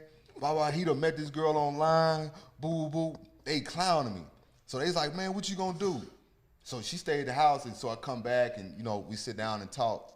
And so she's like, oh, where we gonna sleep at? I said, I'm gonna be nice. So I gave her my bed, bro. So I was like, you can take the bed. So I said, I'm gonna sleep here on the couch. She said, oh, you gonna sleep? I said, no, I'm gonna take the couch. I took the couch just in case something popped off. I'm close by my door because I don't know. So you got hooping shorts on with a sports bra, and you walking through my house like you a point guard for Kansas State. So I'm like, hold on, bro. And ever since then, bro, I just say a point guard. Man, she walked out like a point guard. Cause online, bro, cause here's the thing, online, man, she was so pretty, like feminine, like her hair was done, everything, man. And when she got there, man, she just looked like she looked like she wanted, you know what I'm saying? She was in between and trying to figure out who she wanted to be. That's what I felt like. That's all I'm saying. She just looked like she was in between trying to figure out who she wanted to be. And I don't have an issue. Somebody said I'm weak. Somebody said it's a man. Somebody said that is a man. I don't have an issue with who you want to be. You just confuse me. Oh, you just confused me. So, oh God. So ever since then, bro, again. He said point guard. So again, that bro, I called my mom, dude. I called my mom and told her, she went off. That's what you get. I done told you, Jay. You going out here, you meeting these folks, baby. You don't know who these folks is, baby. Jay, you better be careful, son. You better be careful. God had your name in my head. I was up praying about you, son. And here you are out here meeting people because we had been talking for about a month online and exchanging pictures. And ever since then, mama man, rebuked you. Man, mama rebuked me. Somebody said, and I called, I said, mama, please. I said, thank you for praying for me. I got out of that one. She said, I bet you won't do that one no more. Cherie said she was going to tackle you and take you down. Man, listen, I sat up all night on the couch. I didn't sleep. This girl said, I like 6'5" and well endowed. What procedures there for that?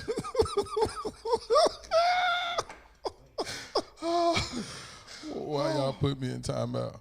Oh, Somebody Luthando, said, then how do you approach? So hold on, Uthando, Armani put you in timeout because you was up there acting like you ain't got no home training. That's why he did it. Because he put him on timeout.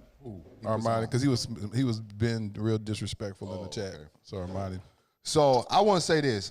Somebody Joanna, said, man. Somebody said, here's the thing, people. You can FaceTime, but see, Hold you on, still what happened to the feed? You can FaceTime people, but you still, Bobby. I still need to see your body. Hold on, did you push the black out? What's going on? The whole feed just. Hold on, that mug it's a. We don't say. Hold on, y'all. Hold on. Somebody said the screen is black. I know it. That's what he's saying. Hold on, y'all. Wait. Ask them, can they hear us? Can y'all can hear us?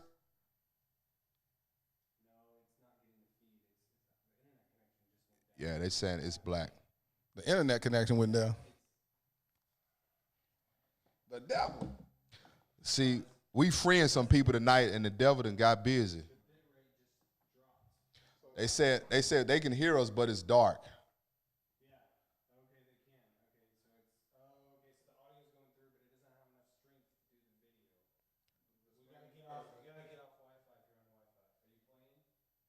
Y'all hold on just a second. Some people said they can hear and see.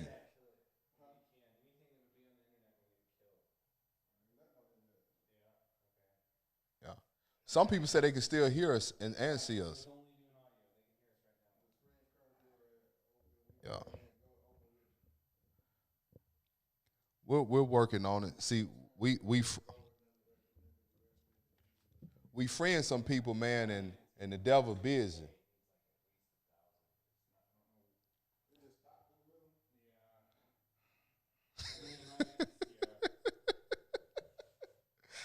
Oh.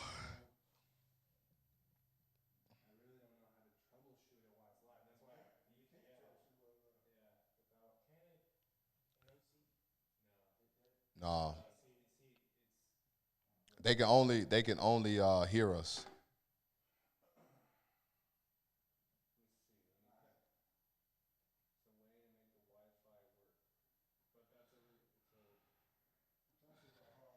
Man. All right, we back in action? Okay.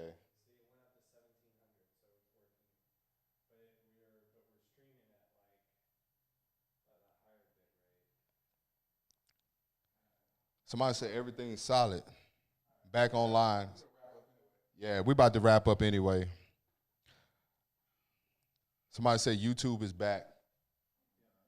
Yeah. All right. Hola. Yeah. So no, y'all. First of all, don't y'all start no rumor. It was a woman. It was a woman. It was a woman. She just, like I said, she was just in between her decisions. You know what I'm saying? She was just in between her decisions, man. So this lady, I want to clear this up. Just because I'm shy doesn't mean I can't talk to a woman. I still know how to engage and interact. It's just I'm very strategic. And I think I'm very intentional when I do that. Do y'all think dating is competitive? Of course it is. Yes. Everything is competitive. Yeah. We live in a competitive world, so Yeah. yes, you're going. Yeah. Especially for the good people. If you're a good guy, a good woman, then yeah, everybody competing for you. What's happening, Bobby? Yeah. Yeah. All right. So no, yeah, I'm not a person. I'm not an online. Yeah, my man. It was a catfish. It was a catfish. It was a blind dog. It was all of it, man. Chanel said, "What's your age preference?" We're gonna ask a couple more questions, and we're gonna sign off. My age preference? Oh my god! When it comes to dating, Gosh. I'm gonna You go do first. Okay, so I'm gonna do an episode challenging my ideology about age. I'm 42 years old, and I used to say I wouldn't date anybody younger than 36. And then now I'm challenging. I'm gonna challenge that 30-year-old. ideology. It's been 30-year-olds that I've met that I'd be like, okay, they're really cool, but I have to reshape what my prejudices are with somebody that's 30 years old. You know, I met some women that are absolutely amazing, they bosses, but I just think that at 30, you haven't lived a lot. And that's my own prejudice until you find out that this specific person may have lived 3 lives and may have had more experiences than I've had. And so that's what I'm challenging myself to actually open my mind up and see where I'm going. I think that's a good challenge, man. Because I would say this: the age preference is not a thing. It's dependent upon, you know, where you are in life, if you want to have kids and different things like that. You know what I mean? And so I think I talked about this last week on a live that for me, my dating pool is probably a little broader in a sense than being narrowed down to a certain age because I don't have kids. And so I do. And so I get asked that question a lot. Like, you know, because again, I've had conversations with women that were in their 40s that were amazing women that I was ready to, like, I've literally like, yo, I want to lock it down with you. And they says, hey, that's cool, but I don't want to have kids. Or they say that's cool, but I can't have kids. So I've experienced that to the point where it's kind of like what Lataria said, is that then you have to be open in a sense because, okay, I can understand a woman in her 40s not wanting to have a kid if she already has a child. You know what I mean? And so I don't really put an age limit on that. I just try to remain open. But then I don't want a woman trying to have a kid because she feels that she want to give me one because I don't have one, because I don't want that to end in resentment, or she feel like she has to do that for me. So, but yeah, I just, you know. That's good. That's good. How long should you wait after divorce to start dating? When you are healed. Yep. Because divorce is like a death. It sure is. That's why I say it's not based upon a time. Yeah. And it could be, because you can go through, you may have some people that have been going through a divorce or been separated for 5 years, and then they actually go and get the paperwork resolved year 6. And, should they wait? How long should they wait after the paperwork is signed? It's a different story. So everything is different. Would you be open to adoption or surrogacy if you meet the one? Oh yeah, I would. Yeah, I would be open to adoption and surrogacy. I would be open to that. And y'all know I'm open to it. I've adopted 2 kids already. I adopted my nephew 3 years ago, and I adopted Armani back in November. How old are you? Dean asks, how old are you? I'm who, me? I don't know. Just both. Well, I'm 38. I'm 5'9", 225 pounds solid. I play running back. Played running back and fullback in the Arena League. I was a free agent in 2006. And he likes long walks on the beach. And I like long walks on the beach. I like making peanut butter cookies in the winter. He said peanut butter cookies. I love the way peanut butter cookies smell when they're in the oven. Yeah. Oh my God, my mom used to make that. Yeah. What happened to letting God do the choosing? God will shock us by presenting what we ignore, but have it be right for us. I'm open to that. Yeah. If God sent me a woman with a child, and God said, son, this is who you are to marry, this is who you are to build with, I'm open to that. I think I don't allow myself to really be closed off based on what society says or anything like that. Like I've been engaged to a woman with 2 kids, so because I get asked that question, will you date a woman with kids? It's like, it's contingent upon where you are, where you going, what is your purpose, are you guys aligned? So whether the woman has a child or the woman is single, I'm open to that. It just has to be in alignment to what God has called me to do. So that's how I see it. But they have fun with you. Tell me, you sound like a dating profile. Yeah, that's a dating profile. I like baking. I like peanut butter cookies. And don't buy that because I'm a chocolate guy. Like, I'm a chocolate connoisseur. Alexis said, why are you guys still single? Well, I'll answer that. Like, on my podcast, I talk about that. I'm on a journey. And I'm very specific when I say I'm on a journey as I discover, uncover, and recover love. 3 phases. That's a good question right there. What if you think you missed the person you needed? You know what? I'm gonna be honest. Jay, can I ask my question? Oh, I know you asked. My bad. Oh, my bad. No, she asked. Oh. What'd you say? What question you about to ask? Go ahead. Well, she asked. Remember that question. She asked, "Why are we single?" Because you got to answer that too. Right. That's my bad, bro. Because you got to answer that too. So you said, "Why are we single?" Why are we single? I'm single because I'm on a journey. That's what this whole podcast is about. It's called Dear Future Wifey. And so on that journey, I've been divorced. How long you been divorced? 5 years. 5 years. I got divorced in December the 29th of 2015. But immediately I went from that situation, from that marriage, automatically into a relationship. And as a matter of fact, as I talked about, I was in an adulterous relationship. I was cheating on my wife, and then when I got a divorce, I was entertaining that woman until that was. Yeah, we're gonna talk about that later. Bro. That's big of you, bro. Oh, I'm always tell the truth. Yeah, that's big of you, man, to share that, man. And so that's what's going down. And so that's what this whole podcast is birthed out of. I said, you know what? I need to unlearn some bad habits. I need to get healed from some things, and that's what this whole journey is about. So it's 3 phases. Discovery. I said, journey with me as I discover, uncover, and recover love. Those are my 3 phases. Discovery is saying, okay, what is love? What do I want in a relationship? What do I want in a mate? Who am I? Who is this guy at 42 years old? He got married at 28, said he'll never get a divorce. He was married 2 weeks shy of 10 years. He cheated on his wife. He went through counseling. He went through therapy. He's restored, but who is he? What are some things that he learned in the church that are applicable, some stuff that was glazed over? Because It was some things that I brought up before we got married through our in our premarital class. And the first thing they do in the church is, oh, it'll get better. When y'all get married, it'll get better, get married. And the same reason when I got divorced was the same reason why I didn't want to get married to begin with.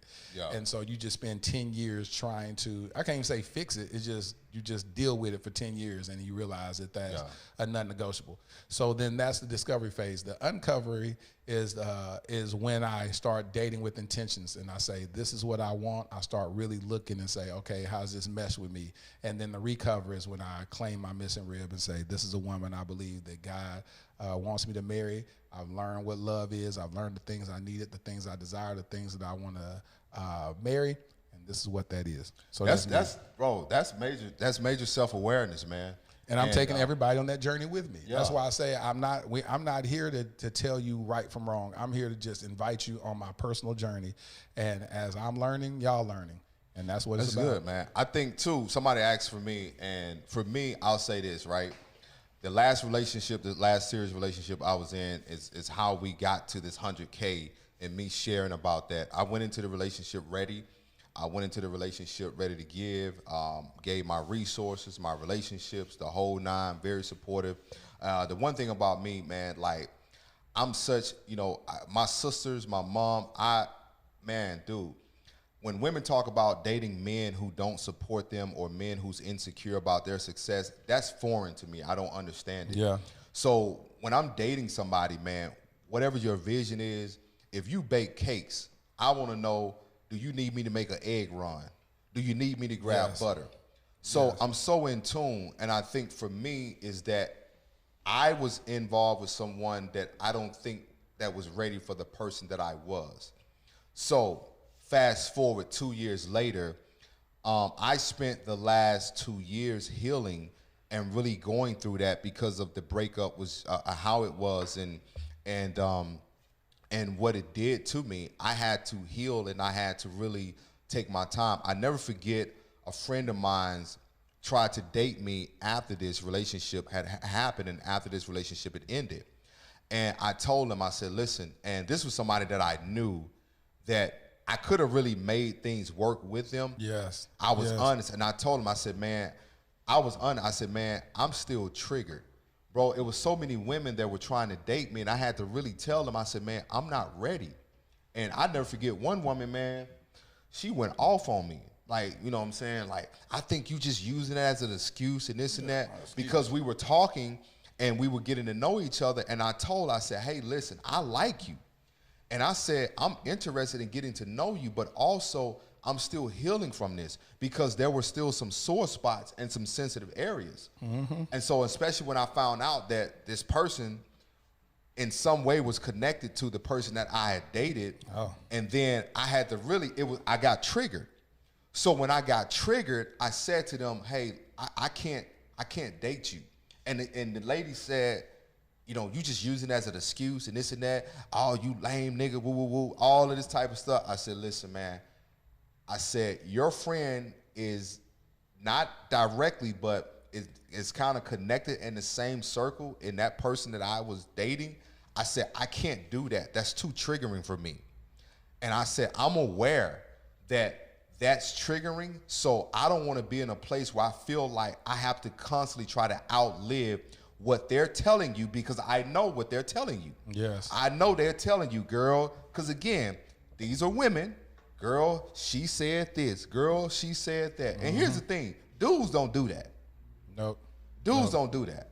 No dude has ever called me, bro, don't date her, bro. Dudes don't do that. But I think we should, though. Like, especially because ooh, boy, y'all want me to But talk. you know what, though, man? So when I told her, I said, yo, this is triggering for me. So I was like, hey, I can't. I got called all types of names and all types of MFs. And again, I've been in the mental health field for 4 years. And my emotional IQ is I'm not a person who's moved on my emotion. So I can hear something and not have to process it and take it on as me. So I get it. You were kind of upset because you feel like I led you on, but I didn't. I told you I was interested. I told you that I like you. We was going out. We was hanging out. But I said, hey, I'm still hurting because if you tell me something and she told me something and says, well, I end up talking to this person's small world. They happen to know of your situation. And when she said that, I said, man, I can't keep hearing that over and over. So when you realize something is triggering with you, you have to have the self-respect for yourself. Yes, to stop to it. back out of that. Yes.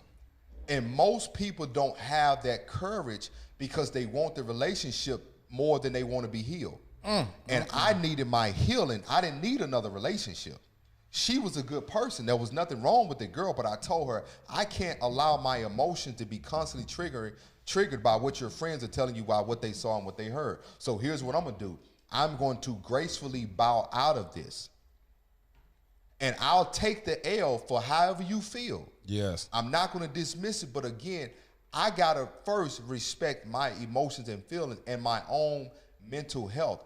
Because when she would say certain things, dude, it was like another knock. And I was just like, yo, man, I can't do this. So for me, my journey has been really recovering. I'm good now. I'm in a healthy space.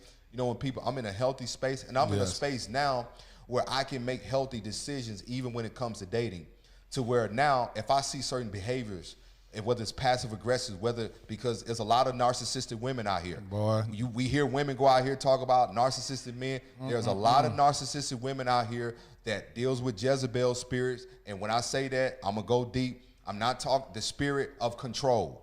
It's an episode. We did an episode called with Narisha Liggins called Wickedness versus Weakness. Y'all need to watch that because it talks about the Jezebel spirit. Yeah, man. I definitely want to shout out Carolyn Gamble. She said that she's enjoying this so much that she's sharing this with her Facebook group, Avoiding Toxic Relationships, that has 113,000 members.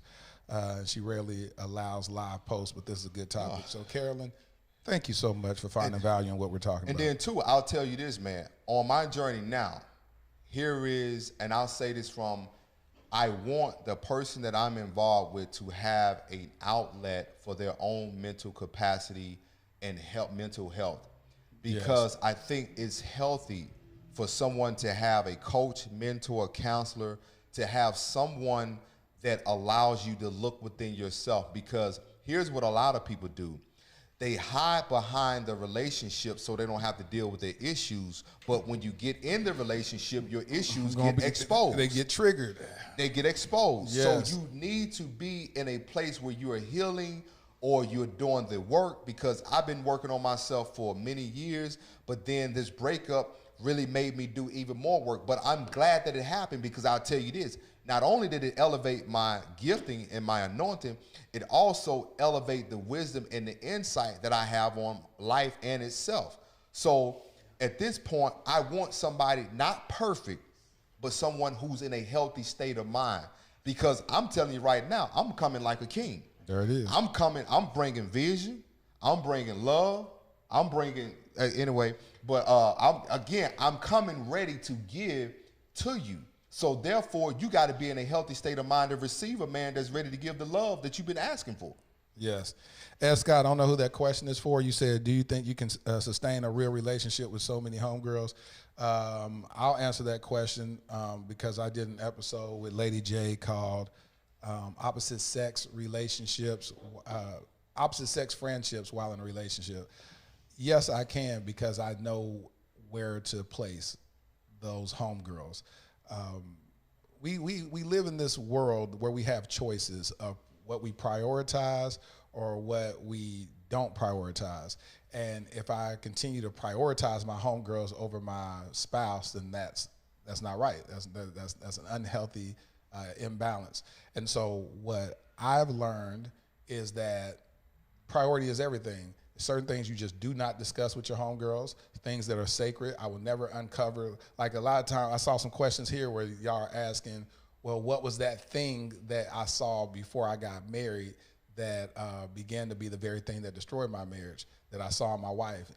I've asked that, people ask that question over and over again. I never answer that question because I'm not going to uncover her. And so that's one of the things you learn as a husband is you do not uncover your wife. And you say, well, hold on, you uncovered her when you laid down with these other women. It was interesting because even with that, yes, I did uncover her from a spiritual standpoint, but from even from a relational standpoint, I used to tell the women that I did have sex with, I said, listen, don't mention my wife, don't ask questions, don't be belittling her.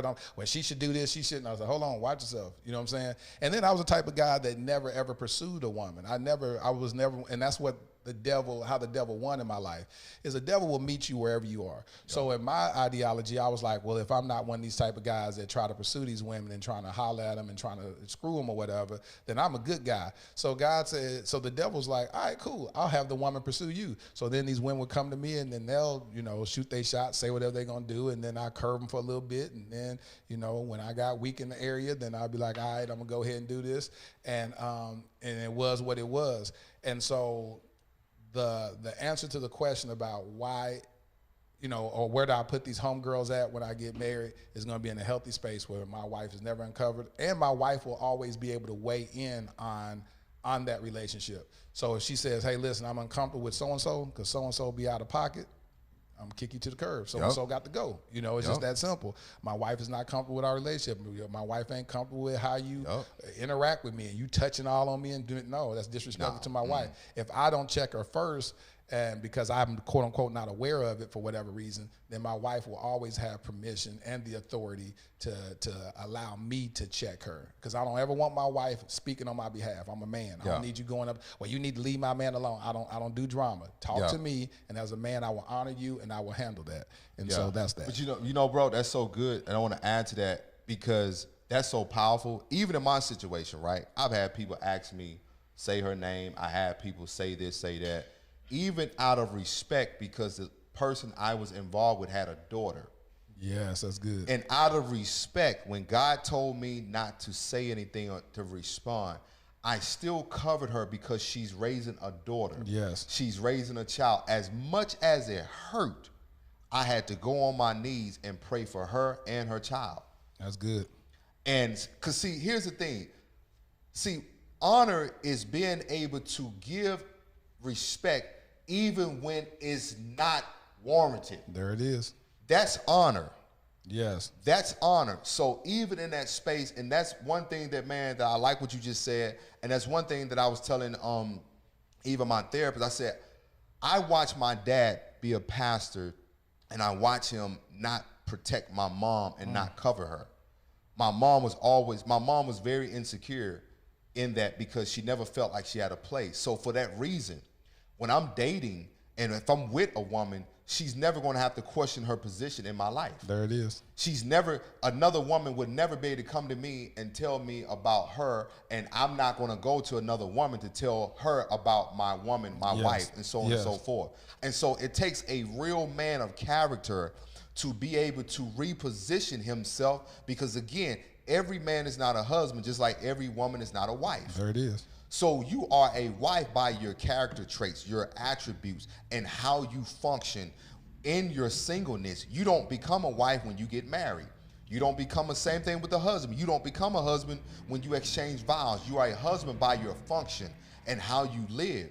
So in that, right, there's a covering process. But even for me, God even showed me in that process that I was in, that God says, no, I'm teaching you how to love even in a place where it doesn't feel like you're going to get the same thing in return. Because I said, God, how is it that you want me to pray for this person when they've done this, when they said this? He says, because I do the same thing for you. And that was a hard pill to swallow. Yes. It was a hard pill to swallow. But also what it did was it taught me that there will be times, even in your marriage, in your relationship, as what you said, you will have to be able to cover the other one when they can't cover themselves. And so I just think that's so beautiful, man, to what you said, bro. Man, it's real. And even when I divorced my ex-wife, I said, God, I want you to teach me to divorce her with grace. A lot of y'all wouldn't even understand what that means. Ooh, that's good. It's a reason why my ex-wife, she was the realtor that represented me on the lease for my studio that I had. And this was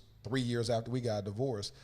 She's the person who I sent that episode To Cheat or Not to Cheat that I did with Joey Greco. I sent her the video for her to approve it before I released it, because when we were married, I wanted to speak out about my infidelity, and she said, no, I don't want to be fielding questions from our family members or whatnot. So she didn't give me a release for it.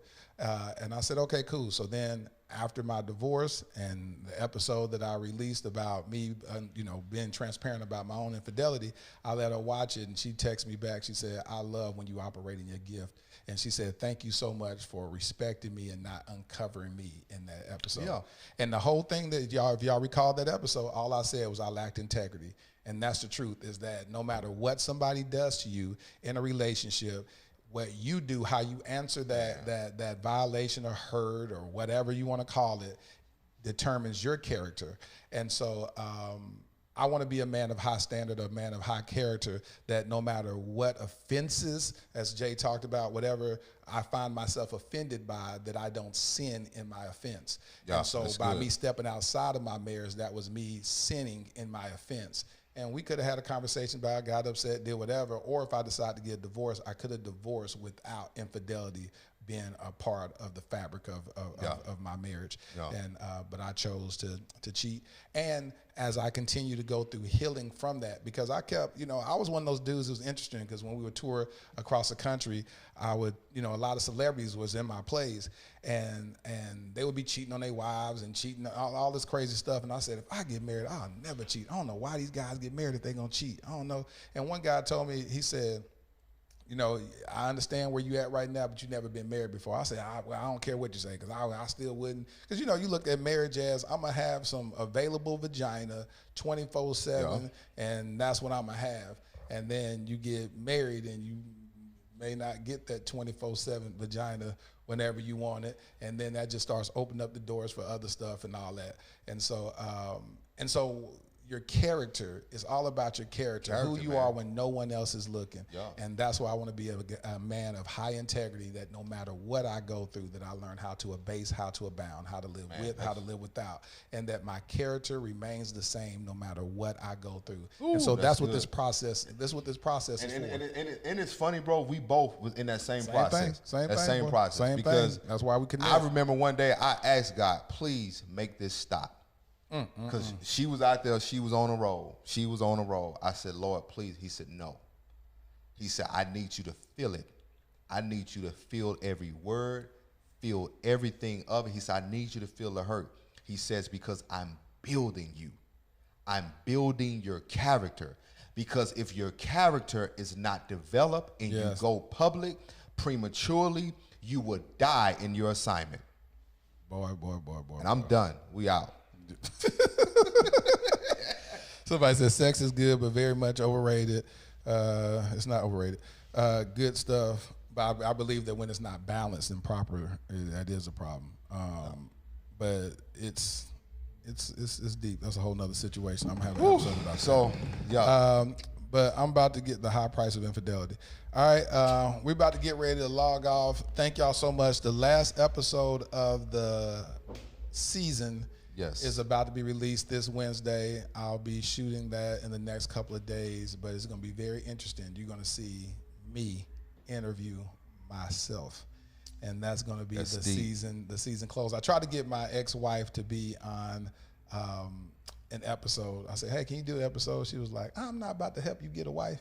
She's talking about, I'm the wife that you should have stayed with. And I was like, okay, man, that's going sideways. All right, man. But nah, we still real cool or whatnot. But yeah, that episode, I'm going to be very lit.